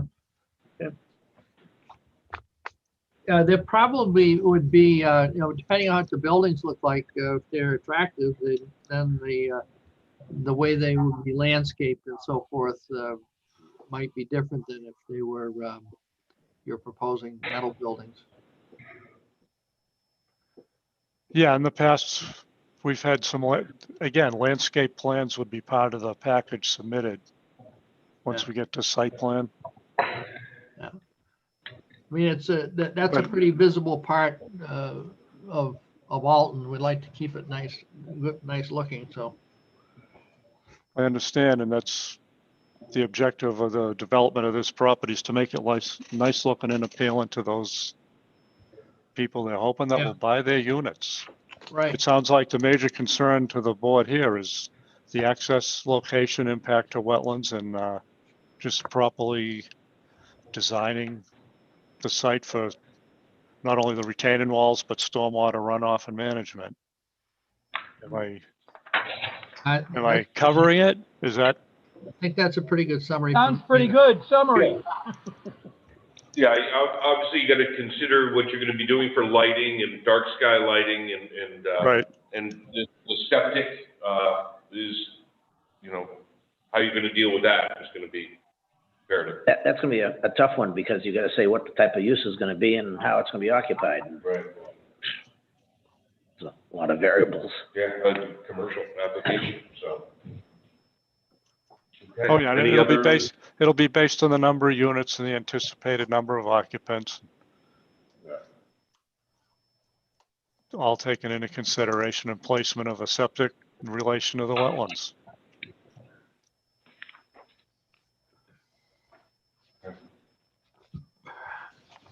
All right, any other comments or thoughts on this?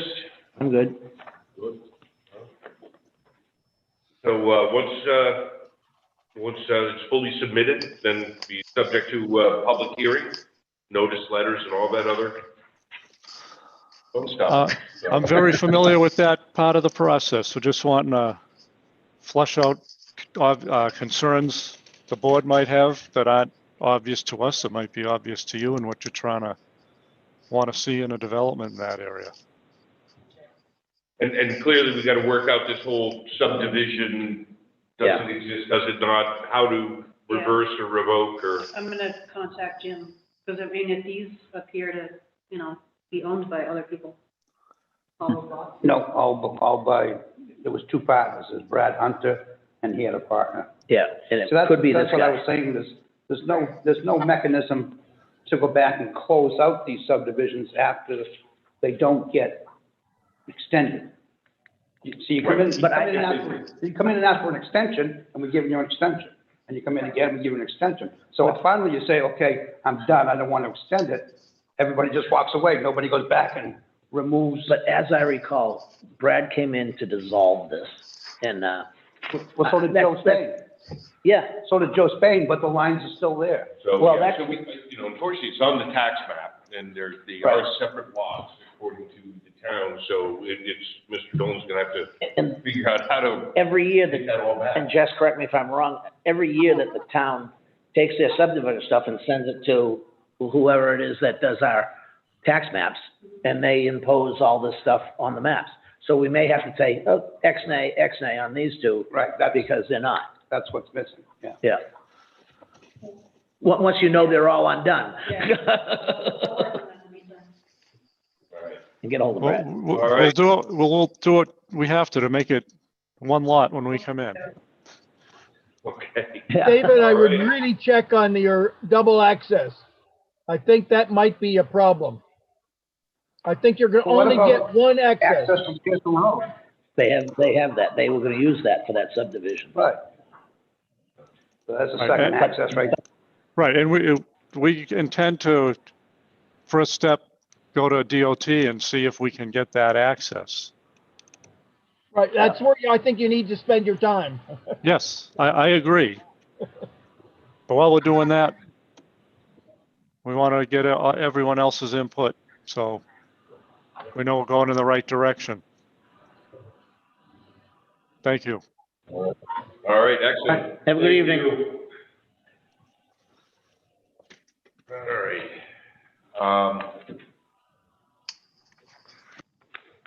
So, next one, case P 20-18, completeness review of application public hearing, proposal to subdivide 5-acre parcel off of tax map 9 lot 35. Paul Zugo, Prospect Mountain, agent for William L. Thomas M. and Nancy C. Moore. I'll go over and drink the drink. There you go. What's that? I said, I'll go over here and drink my drink. He's recusing himself. Oh, okay, so for the record, Virgil is recusing himself. So let's, do we have, Paul? Well, I believe that Ally's over at the museum, which is just soliciting in for the moment. Lights were on when I came by. Earl, at this point, you can appoint the alternate. You could. Yep. Oh, that's right. Yep. Oh, boy, Bill, you're sworn into action. So I make the appointment of Bill to move into the action seat. So, Thanks, Don. Thanks again. You're really welcome. Mr. Lappy. He's enjoying this a lot. Yeah.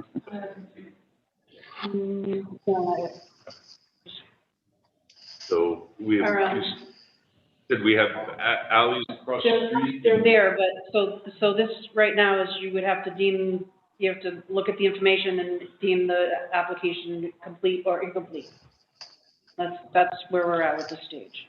So if you would allow me to just give you guys a quick recap. Yep. Yeah, there's a long list of background here, which we ought to know. So, just so you know, so the beginning section of this background chronology, I took from the minor subdivision application when she was here in August, just so that you guys have the full synopsis from day one to today. So if you go to page 3, and there's the little bullet section that begins with a workshop took place with the planning board. So that is what has occurred. All of from there down is what has taken place since we were here at that last meeting in August, where you guys deemed the minor subdivision application incomplete. So, I mean, there's been several things that have gone on. We had that workshop with Jim Sessler and Ken and John. So we had that workshop. I've met with Ally and her dad. They came the day after that workshop, and I met with them, and I told her what needed to take place and what types of applications that she had to apply for.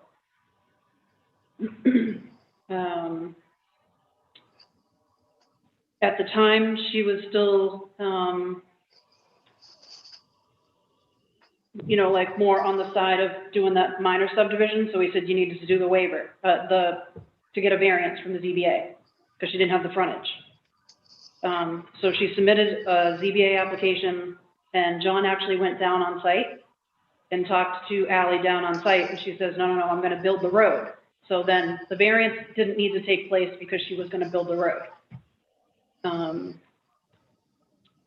And then she had submitted a final major subdivision application, which is not the process. I explained it many times that the design review application needs to be submitted first. You can't just jump right into a final subdivision application, especially considering the numerous waivers that were submitted with the application. That takes place at a design review process.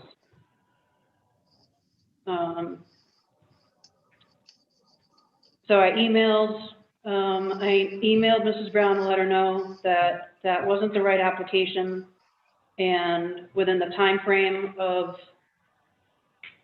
emailing her, letting her know she had to submit the design review. This ended up on the agenda for this final major subdivision application ended up on the agenda because the agenda had to be posted, you know, by a certain date. Right. So this was on the agenda, even though this wasn't the right application. I had consulted with Jim again on this whole process. And, you know, the question of whether the selectmen needed to, you know, need to be presented with the waiver to waive her having to lay down the asphalt, whether that had to go first, or if she had to come to the planning board first to receive a conditional approval for her subdivision. So Jim has determined that it was best to go before the selectmen first, because it didn't make sense going to the planning board if the selectmen said no. And I believe that is actually going to happen next week, or like the week after, something, within the next couple of weeks. Okay, so, so she has an appointment with the selectmen to discuss the waiver. In the meantime, she has submitted the design review application, but it was after the, you know, it was way after the deadline, so that didn't get on for an agenda. So we're moving forward. We have the right application. we know who's on first. She needs to go talk to the selectmen, and, that's where we're at with that. So they're clear on when that design review has to be in? They've already submitted. Oh, it's already submitted, so application. they're 30 days ahead of time, so they're well within the. Yes, so that's timeframe. already been submitted. But since this was already submitted, it had to be presented. So Jessica, will we hear this at our next meeting? Is that what you're saying? So I guess it all depends on, the selectmen's determination on whether, they need to lay down the asphalt or not, whether they, grant the waiver or they don't grant the waiver. They already met on it, didn't they? That what Virgil just said? No, he says they're gonna meet on it next Monday night. So when you're saying lay down the asphalt, are they paving? I mean, No, they don't want to pave. they don't wanna pave. Okay, so when you said lay down the asphalt, my mind went in that direction. They don't want to pave, they just want to keep it The lack of laying down the asphalt. Yes, I suppose that would be the correct term. Okay. Right. So, since that falls under the road standards, under the highway policies and regulations, and the selectmen oversee that, so it's the selectmen that are presented with that waiver.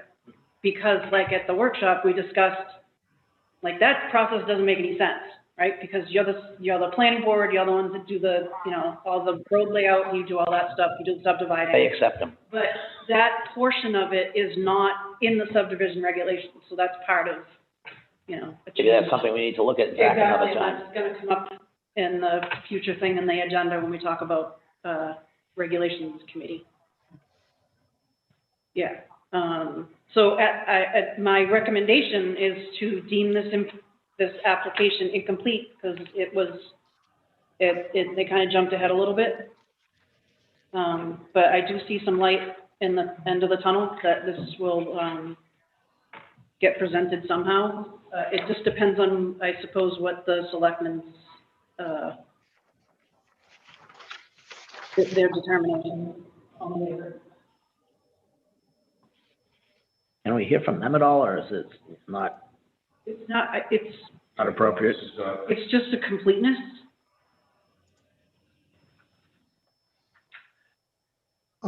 Jessica, I have a question. Assuming that the select board okays the non-paved road, how much time are we talking between the design review and the major subdivision application being reviewed and approved? Yes, yes, I believe so. I don't know, I'd have to look at my calendar. Are we talking 2 meetings worth, or can it be consolidated into one? No, no, because the design review needs to take place for major subdivisions. Yeah, it's a requirement that a design review application take place. Okay, I thought so, but Yeah, so I it's a wanted minimum to of 2 touch weeks. on it anyway. So we're talking, in best case scenario, January. Right.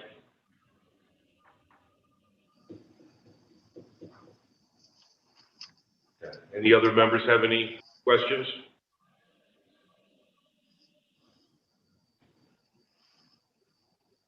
I Do you think have any Jess motion? explained it well. Do we have any motions regarding the completeness of this application?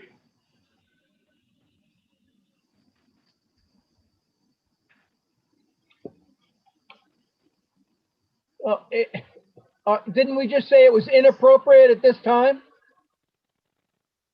Right, but it is before us for a completeness review, so we need to vote on the completeness of it. So Jessica is recommendation. recommending that it be determined that the application is incomplete. So I'd make a motion to make the determination that the application is incomplete. I'll second that. Tom Hoopes. Russ Wilder made the motion, Tom Hoops seconded. Any other discussion? I just want to say, I feel bad. This seems like this has gone on for eons. And I just feel bad that, you know, it's taken this long to get through the I system. agree. It's very unfortunate. There seems to be a lot of confusion about the execution of this process. So, Well, and it seems to me that we could move it along. Haven't we done final subdivisions from the start without design review before? not that No I'm major aware, not subdivision. since I've been here, so. It's a requirement. Major Design subdivision? review. Major. Yeah, design review is a requirement. So the difference is minor and major? Yeah, minors are just very simple. I knew it. And the same thing with site plans, if it's major Correct. site plan. Major site plan, design review is required. And so this is major? Correct. All right, so we have a motion and a second, so let's take a roll call vote. Roger? Well, I guess I have to vote for incomplete. Scott? Scott Williams vote affirmative. Bill O'Neill, incomplete. Drew is incomplete. Tom? Tom Hoop says incomplete. Yeah, Russ Wilder Russ. says incomplete. And Bob? Bob says incomplete. Right. No. It's too bad. It is too bad, but, It is. um, Well, it's hopefully we can guide them rightly through the next 6 phases.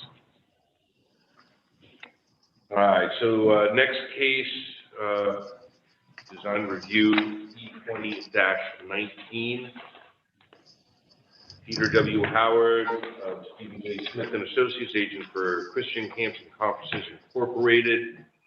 This is in regard to constructing a 52 by 72 year-round, 2-story with basement residential building for Camp Deer Run, up at the conference center. No, this is Camp Brookwoods and Deer Run, this is up at 28 North. Oh, 28 North? Yep, Camp Brookwoods and Deer Oh, Run I'm is sorry, up there. Chestnut Cove. Otherwise known as East Alton. Yeah. All right. That's why I couldn't make sense of the, Give another one. tiny drawing that I received.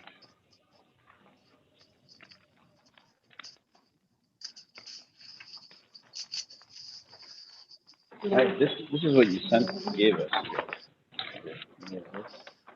I would say one thing in the start on this, what an excellently run project, place they have up there. See, this thing, this is incredible. Yeah, It's like a resort. Oh, it is. Well, it is. It is a result. Well, Yeah. They are Amazing. completely organized, I mean, it's really amazing. run well. So for the record, Virgil, you're back at the table. So Bill, I'm sorry, you've been That's demoted okay. to alternate again.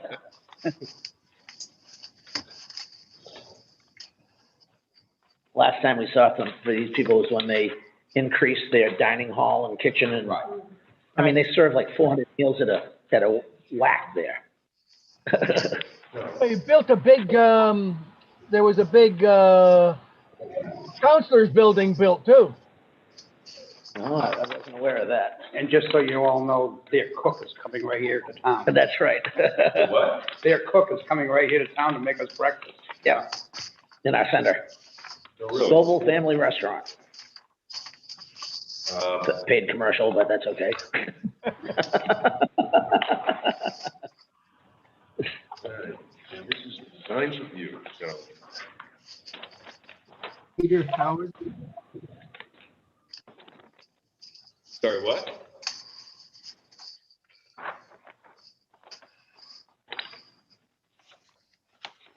That's quite an parts list. Wow.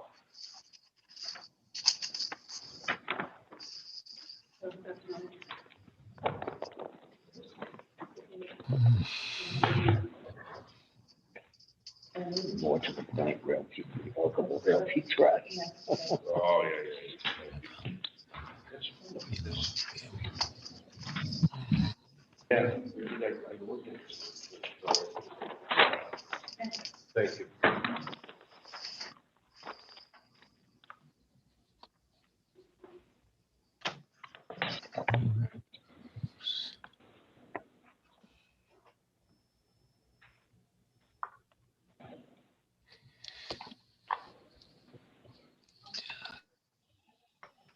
Yes, I did.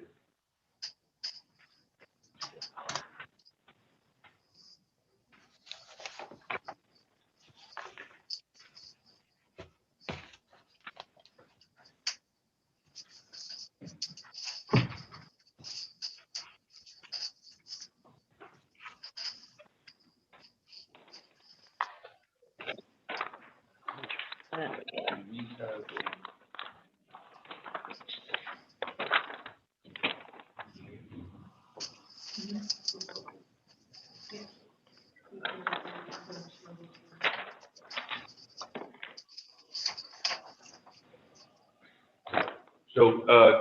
Mr. Howard, Mr. Strodel, you online here, available? Hi, good evening. This is Bob Strodel. I'm the Executive Director at Christian Camps and Conferences. We run Brookwoods and Deer Run. And I've been on staff here as the director since 1994. And I've worked with this board many times, and I appreciate all the support I've gotten from the town of Alton. This building is called the Falcon Building. It's another cabin for the girls' camp. I want to be very clear that we are not expanding the camp. This is an issue of quality for the camp. Several years ago, we built a dining hall, so we can't fit any more kids here anyways. We're going to get some kids out of the back of some older cabins and put them in a building called Falcon and give them a meeting room. These are girls who are involved in our leadership development program. The Falcon cabin will be across the parking lot from Deer Run Lodge, so we'll have very good access for the fire. It's also located on the property here. Our total acreage of the property is 475 acres. We're talking about a building that will not be seen from any of our abutters. It will actually be probably half a mile away from any abutter. And it's also closer down the street to a emergency fire pond that we put in when we did the dining hall. So that should take care of any fire concerns, protection concerns we have. The building will architecturally look like the rest of the buildings here at camp. It'll fit in there nicely with them. And we'll have the same type of accommodations with basically mostly bunk beds for the girls there in the cabin. Right. The money for this. I apologize for interrupting you, but apparently I'm doing things out of order here, and I apologize for that. That we really should be covering the waiver requests that were submitted before we, and I'm so sorry that to interrupt you. I'm still fairly new at this chairmanship thing. So we do have waivers. The first one, boundary survey showing the meets and bounds. And topography, 2-foot contour intervals. This packet. So this is, I'd like to make a comment that this is Russ Wilder, that this site is, the property is 475 acres. And this building is occupying the developed portion of the property. I don't see a need to have them do the boundary survey and meets and bounds or the topography by 2-foot contour interval. I would agree with that. So was that a motion and a second? Oh, it's a comment. I'm just entertaining anyone else who wants to comment on it, but I just think that it's unnecessary. So this would be, if we granted the waiver, it would be for condition number 2, which is specific circumstances relative to the site plan or conditions of the land and such site plan indicate the waiver will properly carry out the spirit and intent of the regulations. I think that would be true by granting these 2 waivers requests. And they can make that a motion if you want. If it is, I second it. All right, so I'm going to take that as a motion from Russ Wilder and a second from Tom Hoops. Any other comment or discussion on that? So Roger? In favor of the waivers. Scott Williams, favor of the waivers. Virgil? Yes. Drew is yes. Tom Hoops is Tom? yes. Russ Wilder, yes. And Bob Regan, yes. All right. Yes. Good, thanks. So I'm sorry about having to interrupt you, but if you could please continue, sir, and with your description. This building will be paid for by donations from members of our camp family. So that's good. That'll bring some money into the area, which is great. In the off season, it will be used perhaps on weekends by school groups, maybe church groups, just on a weekend basis if they're having a conference or retreat here. Unfortunately, right now in this COVID environment, that business has dried up for us, but we're going ahead with expectations that one of these days we'll get back to normal. And Whatever normal may be. whatever may normally be, yeah. And I'm here with Peter Howard from Stephen Smith and Associates. Peter Howard has worked with us in the past on some of the topography projects that we've done here at the camp and some of the site work. And I've had a relationship with Peter and Stephen Smith for about 20 years. So he's here to answer any technical questions that I'm not able to at this point.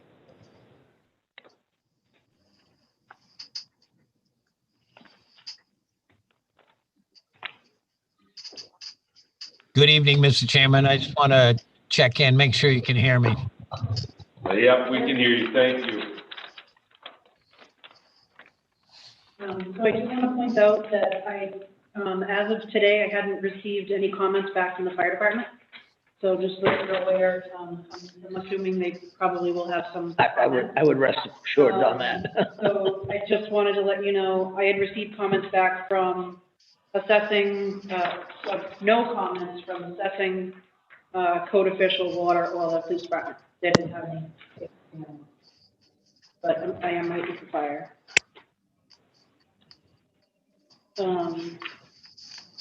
There were just a couple of updates to make on the plan. And I noted that in the planner review, it's under the section plan review. There was just a couple things to update. Nothing major. What would the capacity of this building be? Approximately no more than 25 people. So I have a question. You show room 1, 2, 3, and 4 on the first floor, and you've got the second floor has 5, 6, 7, and 8. I think those are dorm rooms, like. That's a multi-purpose function. It can serve as a private room. For example, if you and your wife are on our staff in the summer, you could be in that room. Or we could take down the wall between two of the private rooms and put dorm rooms in there. And we are projecting to do that, but we want to have the capability to make it smaller rooms. This goes back to some of our COVID stuff where you can't have so many people in a room. So we felt that if we could subdivide the rooms, we could actually have more people obviously utilize the building as opposed to having 2 people in this ginormous room. But these 8 rooms that you described here, those are made for sleeping and as bedrooms, let's say. Yes, and sir. Your meeting space is in the basement and on the first floor, right? Yes, sir. Yeah, so that fireplace has a meeting room in front of it. Okay. Yeah. And it's. Can I ask a question? Is there a particular plan or something that you want shown on the screen so that everyone can see it? I'm just curious. Yeah, I was just looking at the package that we have here. I don't know. That's yeah, I think the building is very attractive. Anyway, it's a nice feature. And that's a metal roof, right? Yes, sir. It's a metal roof. It's compatible with the architect across the major building across the parking lot has a metal roof also. So the same architectural feel and look. Right.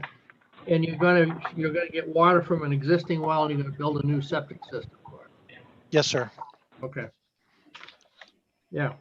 Comment on that septic system. We're investigating another location than what is shown on the plan, but will have its own septic system.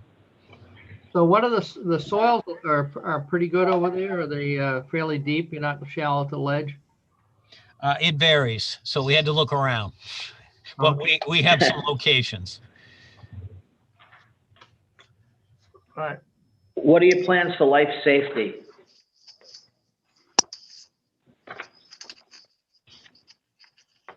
I think the architect has taken into account the code requirements for life safety for, the building egress, ingress. And Bob, I think, has already mentioned that the camp has built a fire pond nearby. And we're right off a parking lot that is accessed to another facility there at the camp. So Scott, are you saying that they should have a better, they got people staying on the second floor of this building. Are you saying that they need some special fire escape or something, or? Well, no, that triggers on three people, 3 floors rather, a fire escape. But I see they do have 2 means of egress here in the floor plan. But is this one, that meeting space, is that gonna be used for dormitory space on the, it looks like the basement level? Because, you know, below grade stuff is different. Becomes a challenge, because right now, all Yeah. the egress is off at one end of the space. Exactly. Yeah, and that space in the basement is a walkout onto the same level as the parking area. But I Yeah, don't and we think see the that on intention is the not that- rendering. Yeah, the intention is That not enclosure, that. stair enclosure in that right corner might have to be rated, but, no, accessibility requirements for elevator or, you know, anything. for ADA. handicap, ramps. No, the camp doesn't have any requirements through the American Camping Association for accessibility for elevators. We do have requirements for access to the buildings in and out, but not, we have to provide them at the camp property, but we don't have to provide them in every single building. And as those of you who've been to the camp, you know, some of the buildings of the camp do have access totally, others do not. A lot of that is based on topography.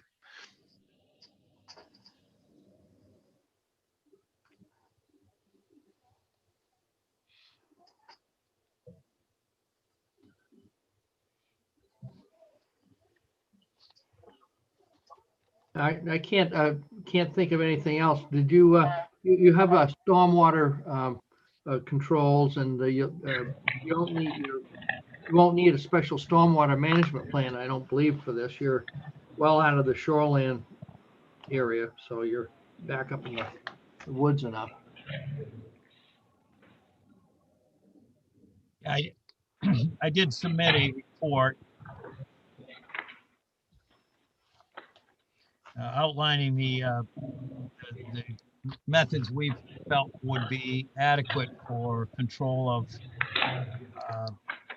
sediment and erosion control, both during construction and post-construction. That's your, okay, I see it, your drainage plan report, I see it, yeah. And you're using the drip edge for your groundwater recharge? Yes, yeah, we'll have drip edge along both sides. And that will, the volume of storage there is probably good for at least a 2-year event, which would take care of, you know, treatment and any problem with rainwater. The other events, we will have infiltration as well as the storage. And then it would be similar to rainwater coming out of the woods. Right. That looks good.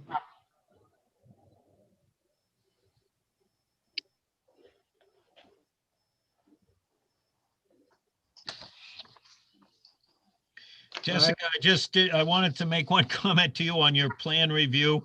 There's the one abutter on there that tax map 44-42. I don't know how that got on the abutters list. I'm going to just take that off. It isn't even an abutter, so I apologize for that. Okay, that Nelson Cook, okay. It's quite a buzz list.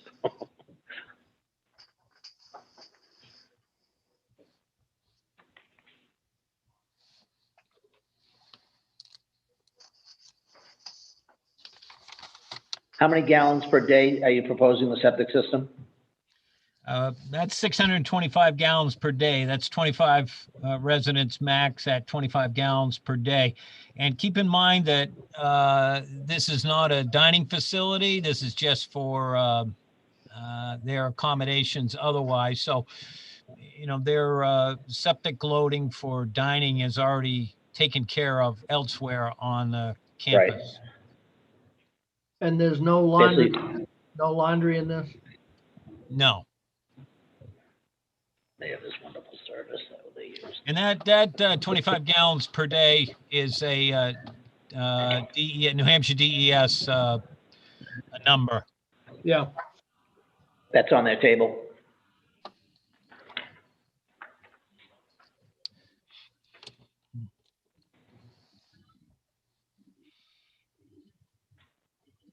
I think it's great. 625 gallons a day.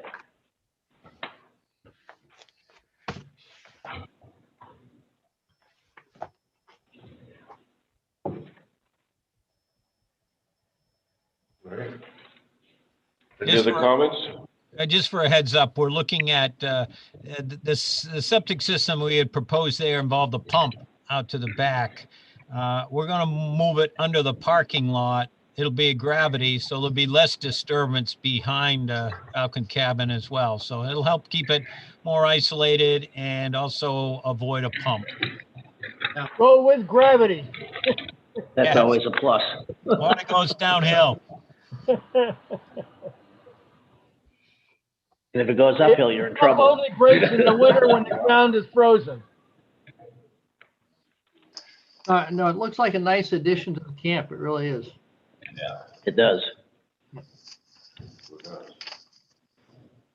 I'm jealous the building is so attractive.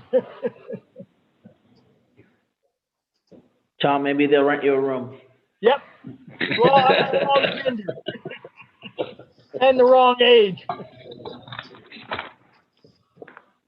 Great.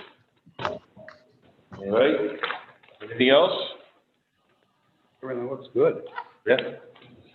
No, looks good. Very thoughtful. Yep. All right, great. Okay, Mr. Chairman, thank you very much. Thank you. Thank you very much. Thank you. I gotta clean up my mess here.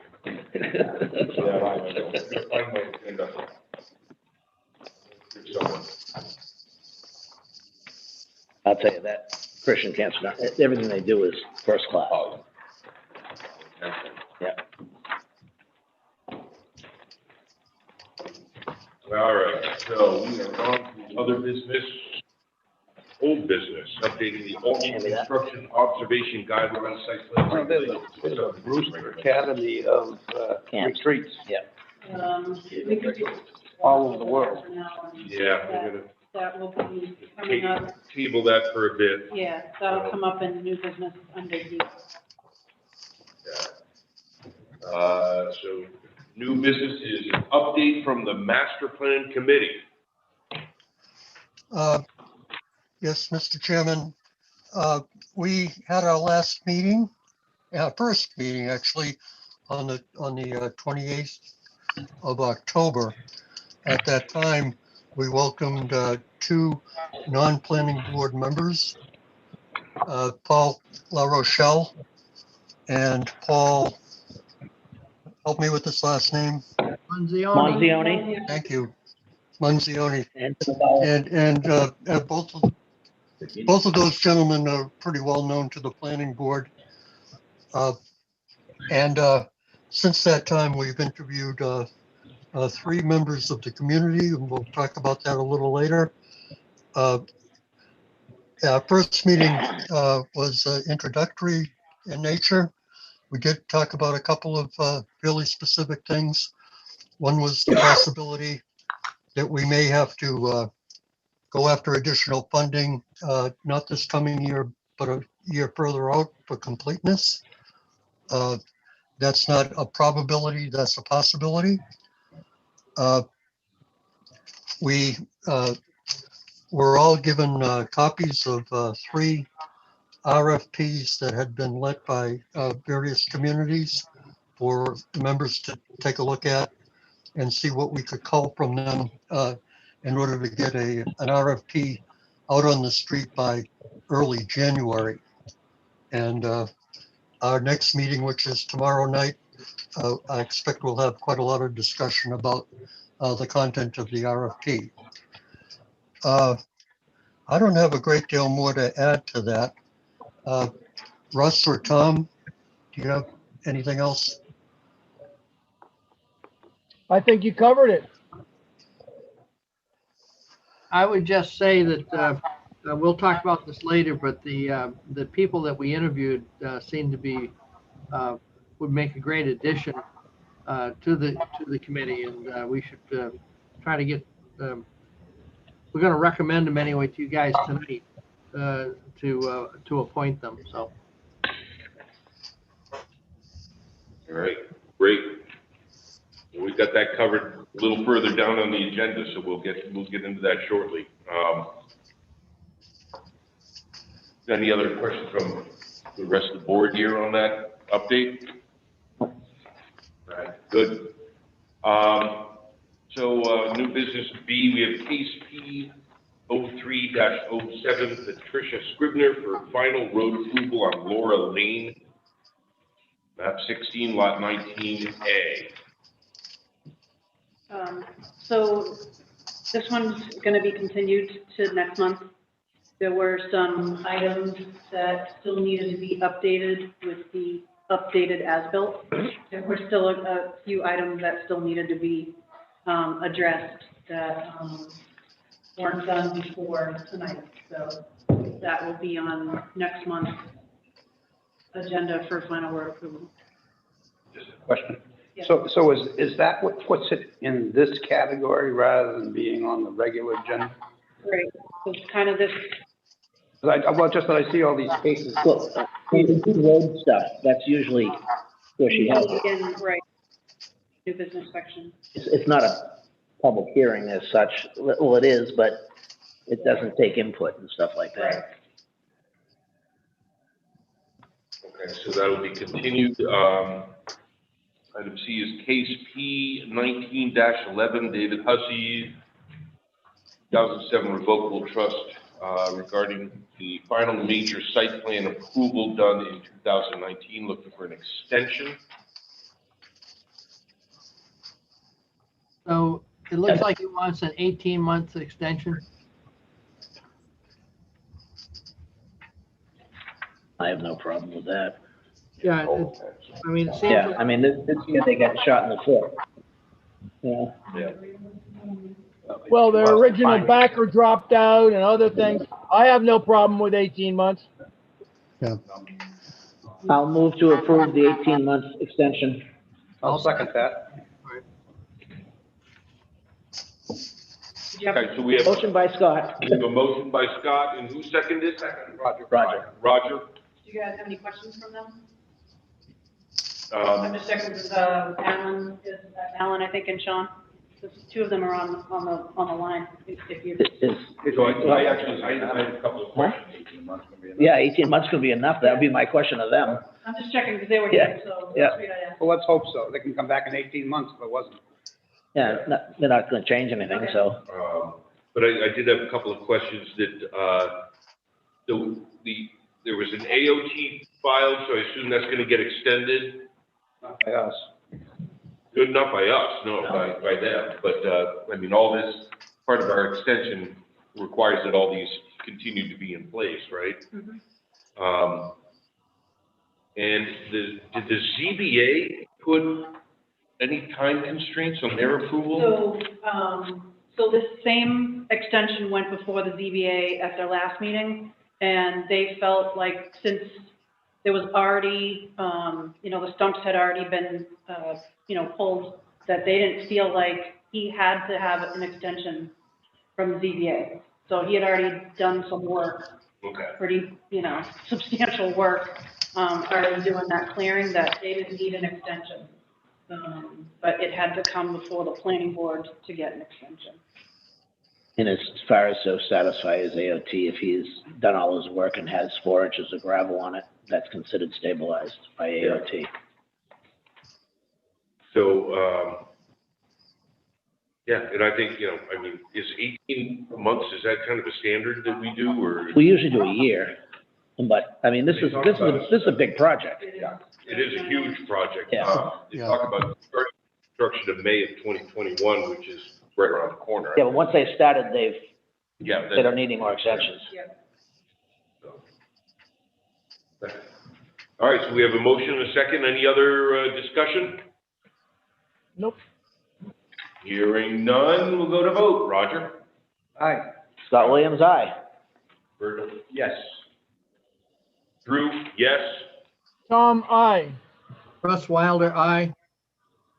Bob Reagan, aye. Unanimous.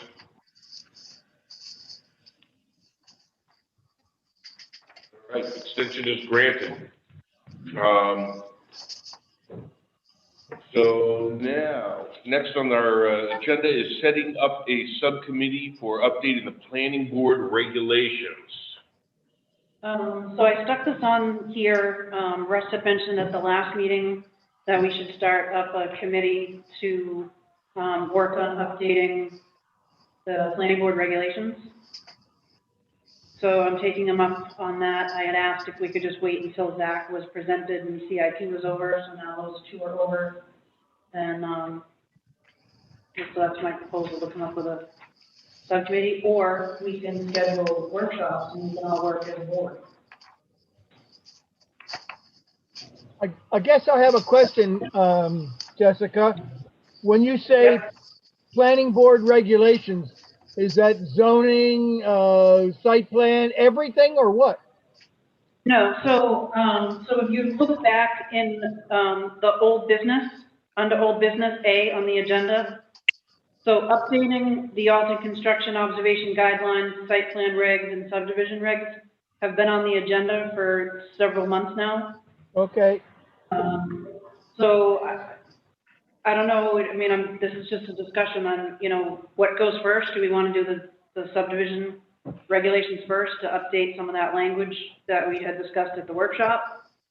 You know, what do you want to put as a priority? What regulation do you want to start working on first? I personally think a workshop would be good with the whole board. I agree. I think a workshop is the way to go. Yeah. So, We can put that on the, like you want another night, but. Either way. We can put it on, you know, on the alternate 2 weeks maybe. yeah. So this week, 2 weeks from now, meeting? Does that make sense to the other board members? I think everyone should be participating in that. Yeah. Yep, we all agree, Tom. Okay. What's the alternate? Just from my point of view, the 2 weeks from today. first workshop ought to identify, can you Yes. hear me? No, yes, it would. Yeah, So so, the snowmobile meeting is on Tuesday. Okay. Yeah, I think there's a meeting on December 1st or something on December 1st. The second might be open. A week from now is the 24th, be the first.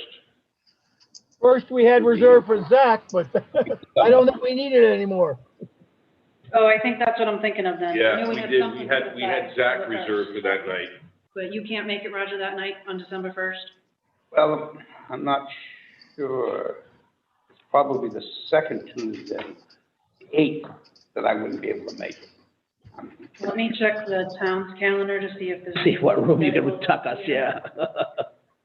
Yeah, let's do that. Let's check that. Does that, if it works for people's schedules, does that make sense to do the in-between weeks, you know, so every 2 weeks? Well, we have a couple reserved for Zach that we didn't use. Yeah, that's the first, definitely that. I know, he's probably awful. Did you get Friday nights off? First, we had a Zach meeting scheduled. Yes. Yeah. Well, we had one for the 24th and one for the 1st. Joe, So you want every other Tuesday? Well, Tuesday, December 1st, there's nothing scheduled. so we're saying that, you know, we meet monthly, so alternate and we'll do 2 weeks into that period. So that would be December 1st and 15th, 14th? And so that would work. We could meet December 1st, and then our planning board meeting is on the 15th, which is 2 weeks after that. Yep. Sounds good to me. Yeah, that works for me. And so there's nothing on the calendar right now, so And we have a room reserved. we can. We can use the Zach reservation that we had on the calendar. Because we had the first, I think we need this. oh, this, yeah. You've got every Tuesday open in the calendar. Yep, perfect. Oh, good. Write that down quick. Will that necessarily have to be an in-person meeting, or will we be able to do it this way? No, you can stay in your man cave. So we can set it up They'd be able to up stay. here. They don't have to come in person. Well, that means Josh has. Somebody who can run the IT department, and, or Josh hasn't had a night. Josh isn't smiling over there. So that meeting would be much easier. It doesn't, it's not gonna include like the public coming in and raising their hands and having a, have input. So what we would have to do is the same thing we did for The the DAC committee, the CIP committee, is to, put a hold on, having the public input, in-person attendance. Well, you set that all up, didn't you? Just have Yeah. a public hearing at the end? What was that, I'm sorry? You just have a public hearing at the end? For the workshop? No, yeah, but if you change it. Well, we changed it, it has to go public here. Yeah, this would just be. Yes. the- Oh, you meant at the end. I thought, sorry, I thought you meant at the end of each meeting. Well, Sorry. we'd only have to have a public meeting for the subdivision regs, not for site plan and not for, the, observations. We could have the meeting up here, and maybe we could have Amelia over here, because it would be a simpler meeting to run than tonight's meeting with all these people. Waving hands and whatever, yeah. I think you could do that, right? Yeah. You can train No, Amelia. Yeah. All right, So I excellent. think that Good. could happen. So that's gonna be the game plan. So Monday night, Tuesday night rather, the 1st. Yeah, December 1st. That's all you're taking? Then the 28th, Workshop. 29th? Tuesday, 29th, might as well 29th. grab that too. Yeah, that looks good. They're all open I'm right gonna be now. on vacation sometime that week. You're on vacation? Well, some days that week, Just I move during that one the, up. I'm gonna actually take some time off. Oh, come on. And miss all this fun? Do we want to talk about scheduling another night on the 1st? We probably should, Okay. after this. Who said the 29th? Yep, You're gonna be on vacation. probably. Why don't we do 2 weeks before our regularly scheduled meeting on a Tuesday night? Would that be good? Just That's the do them, first. that's the 1st of December, but then we go to December, we back up 14 days from that meeting night, whatever that is. January 5. January 5th. Yeah. Yeah. Yeah, I mean, just have the rhyme and the reason to it, so if we, Yeah, no, I like your logic. Yeah, I like your logic. Yes, and you're gonna be on vacation by the 5th. Wait, how long a Oh, kinda vacation? gotta have her. Wait a minute. No, I just would like to take some days off, like during the Christmas, New Year's time spent with my kids. we promise not to bother you between Christmas and, take the whole darn time off. Well, that's what I mean, because if you take vacation time, we don't want to schedule in the middle of it. You have to stop Yeah. vacation. come in. She should be recovered by the 5th. Okay, so Tuesday, December 1st, and Tuesday, January 5th. Right, with the rule of thumb, 2 weeks before a regularly scheduled Yep. board meeting. That works. And we can start whittling away on getting those updated. They've been on there forever.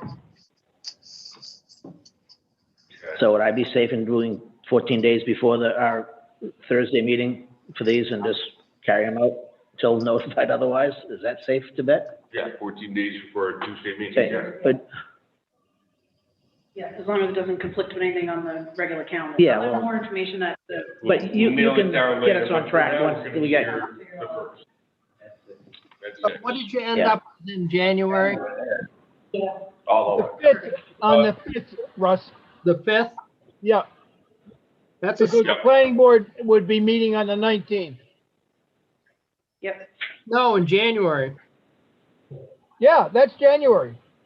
January The 5th. is a 7th. January 5. January 5 for the workshop. That's a and Sunday. Oh, you got the wrong year. Oh, yes. Oh, I'm sorry, I do. And I'll tell you right up front, right now, I will be absent for the February 2 and the February 16 meeting. just for. I'm gonna pick up some vitamin D. It's called sunshine.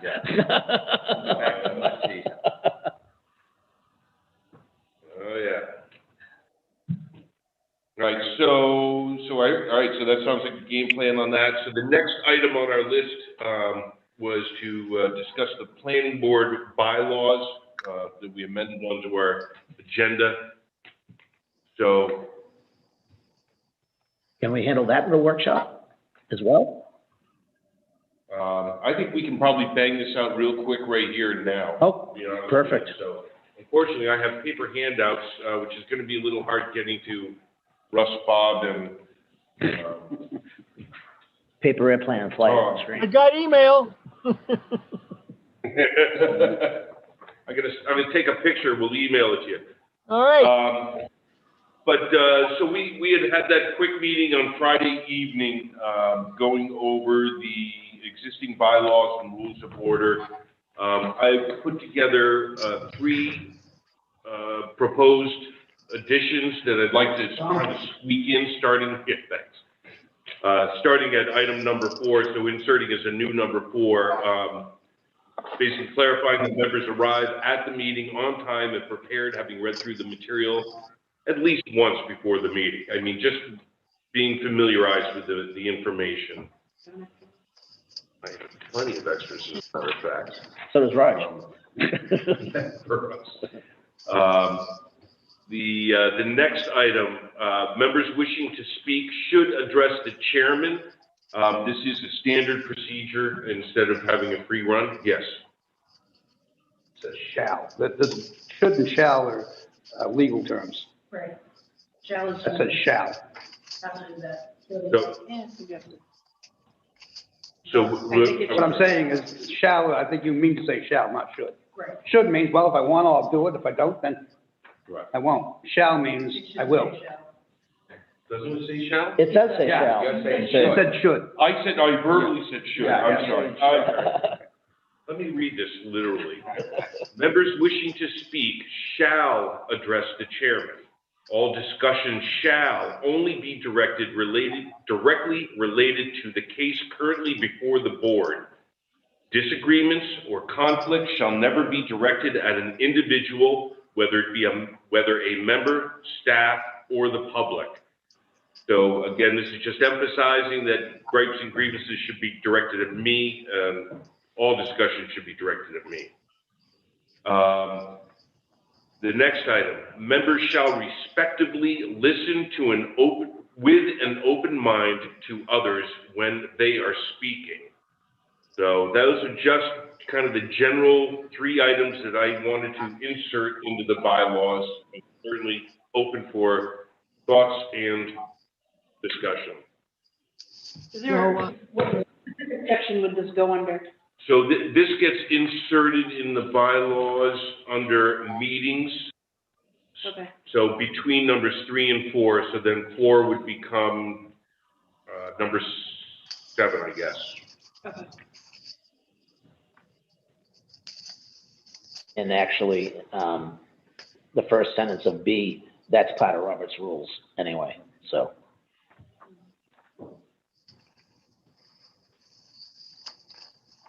Because of Robert's rule is default guidelines, correct? Yes, it is. Yeah. All right, I can add these to the bylaws and we can present them at the next meeting. Someone had Was that? someone I think had something to say. No, I think those are good additions. They're very clear. All right, thanks. Tom, were you saying something as well? No, I'm very satisfied with that. Okay. All right. So my understanding of how this procedure works at this point is that these would now be put into our bylaws in the written form, so there'd be a new draft that at our next meeting, we will review and we can vote on adopting it, and then we vote at that meeting on it? Right, it has to be presented at two public hearings, so I don't know if this is sufficient enough. We probably need to do this tonight to move it forward, and then next month, finalize it. Next month. That makes sense? Right. I mean, because we need to give you direction tonight to move forward with this. Right. Then you get it done and you bring it back to us, say, here it is. Right. Yep, we ratify it. So that can be Drew, the 2 month requirement was something I proposed years back for the very purpose that you wouldn't just ram something through in one meeting, that it would take some thought, so that the following meeting, having thought about it for a while, if you had a problem, you could bring it up, and if there's no problem, then you adopt it then. Yep. Okay. So would this be considered then, would this be the first meeting or? Yes. Yep, Yeah, this we're would be the public. first meeting. Mr. Chairman? And can I, Jessica, can I ask you just to email this to the members who are not sitting in the room? Yes. Just so I they can do can, that. you know, Yeah, so they know what they're looking at. yeah, and I, yeah, I didn't think of that, guys, about you guys actually having it physically in front of you, not being Yep. here. Mr. Chairman, I'd like to offer a motion Please to do. move this to our bylaws and put them in their appropriate positions, and we will ratify it at next month's meeting. All right, do I have a second? Second. Virgil, second. All those in favor? Roger, aye. Scott, aye. Virgil, aye. Drew, aye. Tom, I. Russ Wilder, aye. Bob Regan, aye. All right, excellent, thank you, guys. Thank you. That was easy to get it done. All right, so, approval of minutes. We do have a 7 minutes. Yeah. We still. I have one minor correction. All right, Okay, Tom, let her rip. It is minor, but it's page 4. It's I think it's about the 3rd or 4th line down. It starts out with Mr. Wilder. And on the next line down, it's talking about the wetland butter. I think you meant a butter. Yeah, that would actually be buffer. Buffer, yeah. Buffer. Tom, you just still didn't get it. Well, yeah, I got part of it. Yeah, that's actually a herbaceous plant. It's called butter.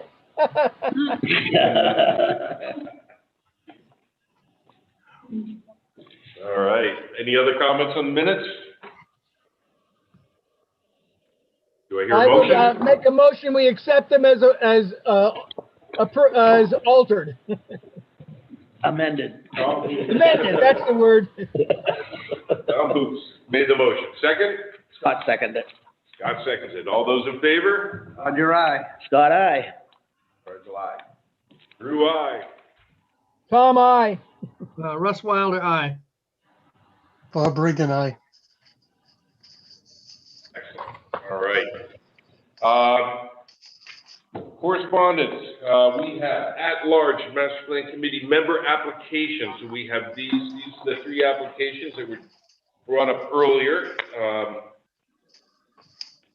So Ron Rubico, Amy Caravecchia, Teravecchia. and Kelly Sullivan. You got that one. Good Irish name. Mr. Chairman, Mr. Chairman, Yes, Bob.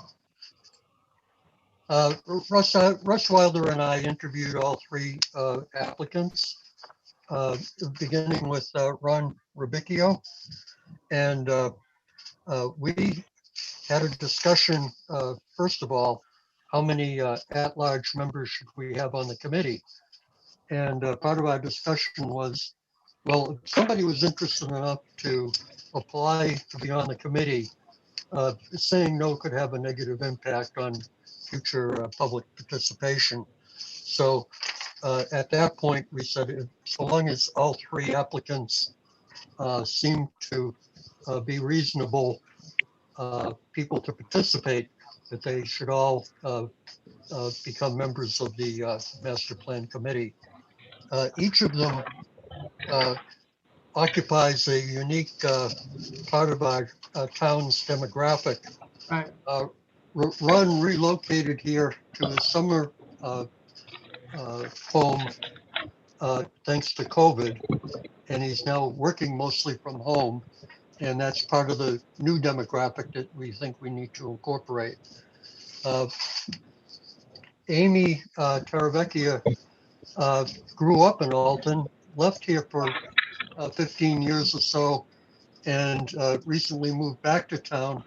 And she now operates a small business, a gift shop, and a mail order business located next to Town Hall.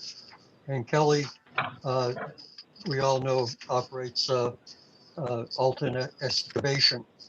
So each of them has a unique perspective, and we think that they will contribute quite a lot to the planning process. Russ, would you like to add something to that? Yeah, I'd agree with that, Bob. Also, they have energy. All three of them are energetic people, which is really good because, you know, we're going to have subcommittees and so forth. And they really are enthused about helping. So I definitely want to give them all a chance. We do have Kelly on the line. If you guys want to ask any questions or anything, the other two aren't. Hi, Kelly. Hi, Kelly. My feeling is that if they're willing to serve on these committees and stuff, that we should bring them forward. Oh, absolutely. I just think that it's hard enough in this time to get people to serve. Yes. Yeah, I agree. And I know Amy did a great job on CIP with us. Yeah. Oh, they're all great candidates. Yeah. Yeah. You need a motion? Master plan, I think we need a motion. we can get all I'll move, Ron Rubico, I'm sorry, Amy Taravecchia and Kelly Sullivan to the Master Plan Committee. Second. Scott Williams made the motion, sorry. I'll get that eventually. And any other discussion? Roger? Hi. Scott, aye. Virgil, aye. Drew, aye. Tom, I. Yeah, Russ Wilder, aye. Bob Regan, aye. Bob? All right, wonderful. Aye. One thing, Drew, can you Welcome, remind Kelly. them that tomorrow is the first master plan meeting? Yeah, I'm gonna email them right away because we're meeting tomorrow. I have it quick. All right, any other correspondences? We have nothing else? No, I don't have anything else. I'll entertain a motion. So moved. To adjourn. Scott Williams, motion to adjourn. Second? Second. Roger? Aye. All those in favor? Roger? Aye. Scott? Aye. Virgil? Aye. Drew is aye. Bob? Tom, I. Russ, Shades aye. above. Russ? Aye. Bob Regan, aye. All right, that's everybody. All right, thank you all. Hold the Aye. switch. Thank you, Jesse.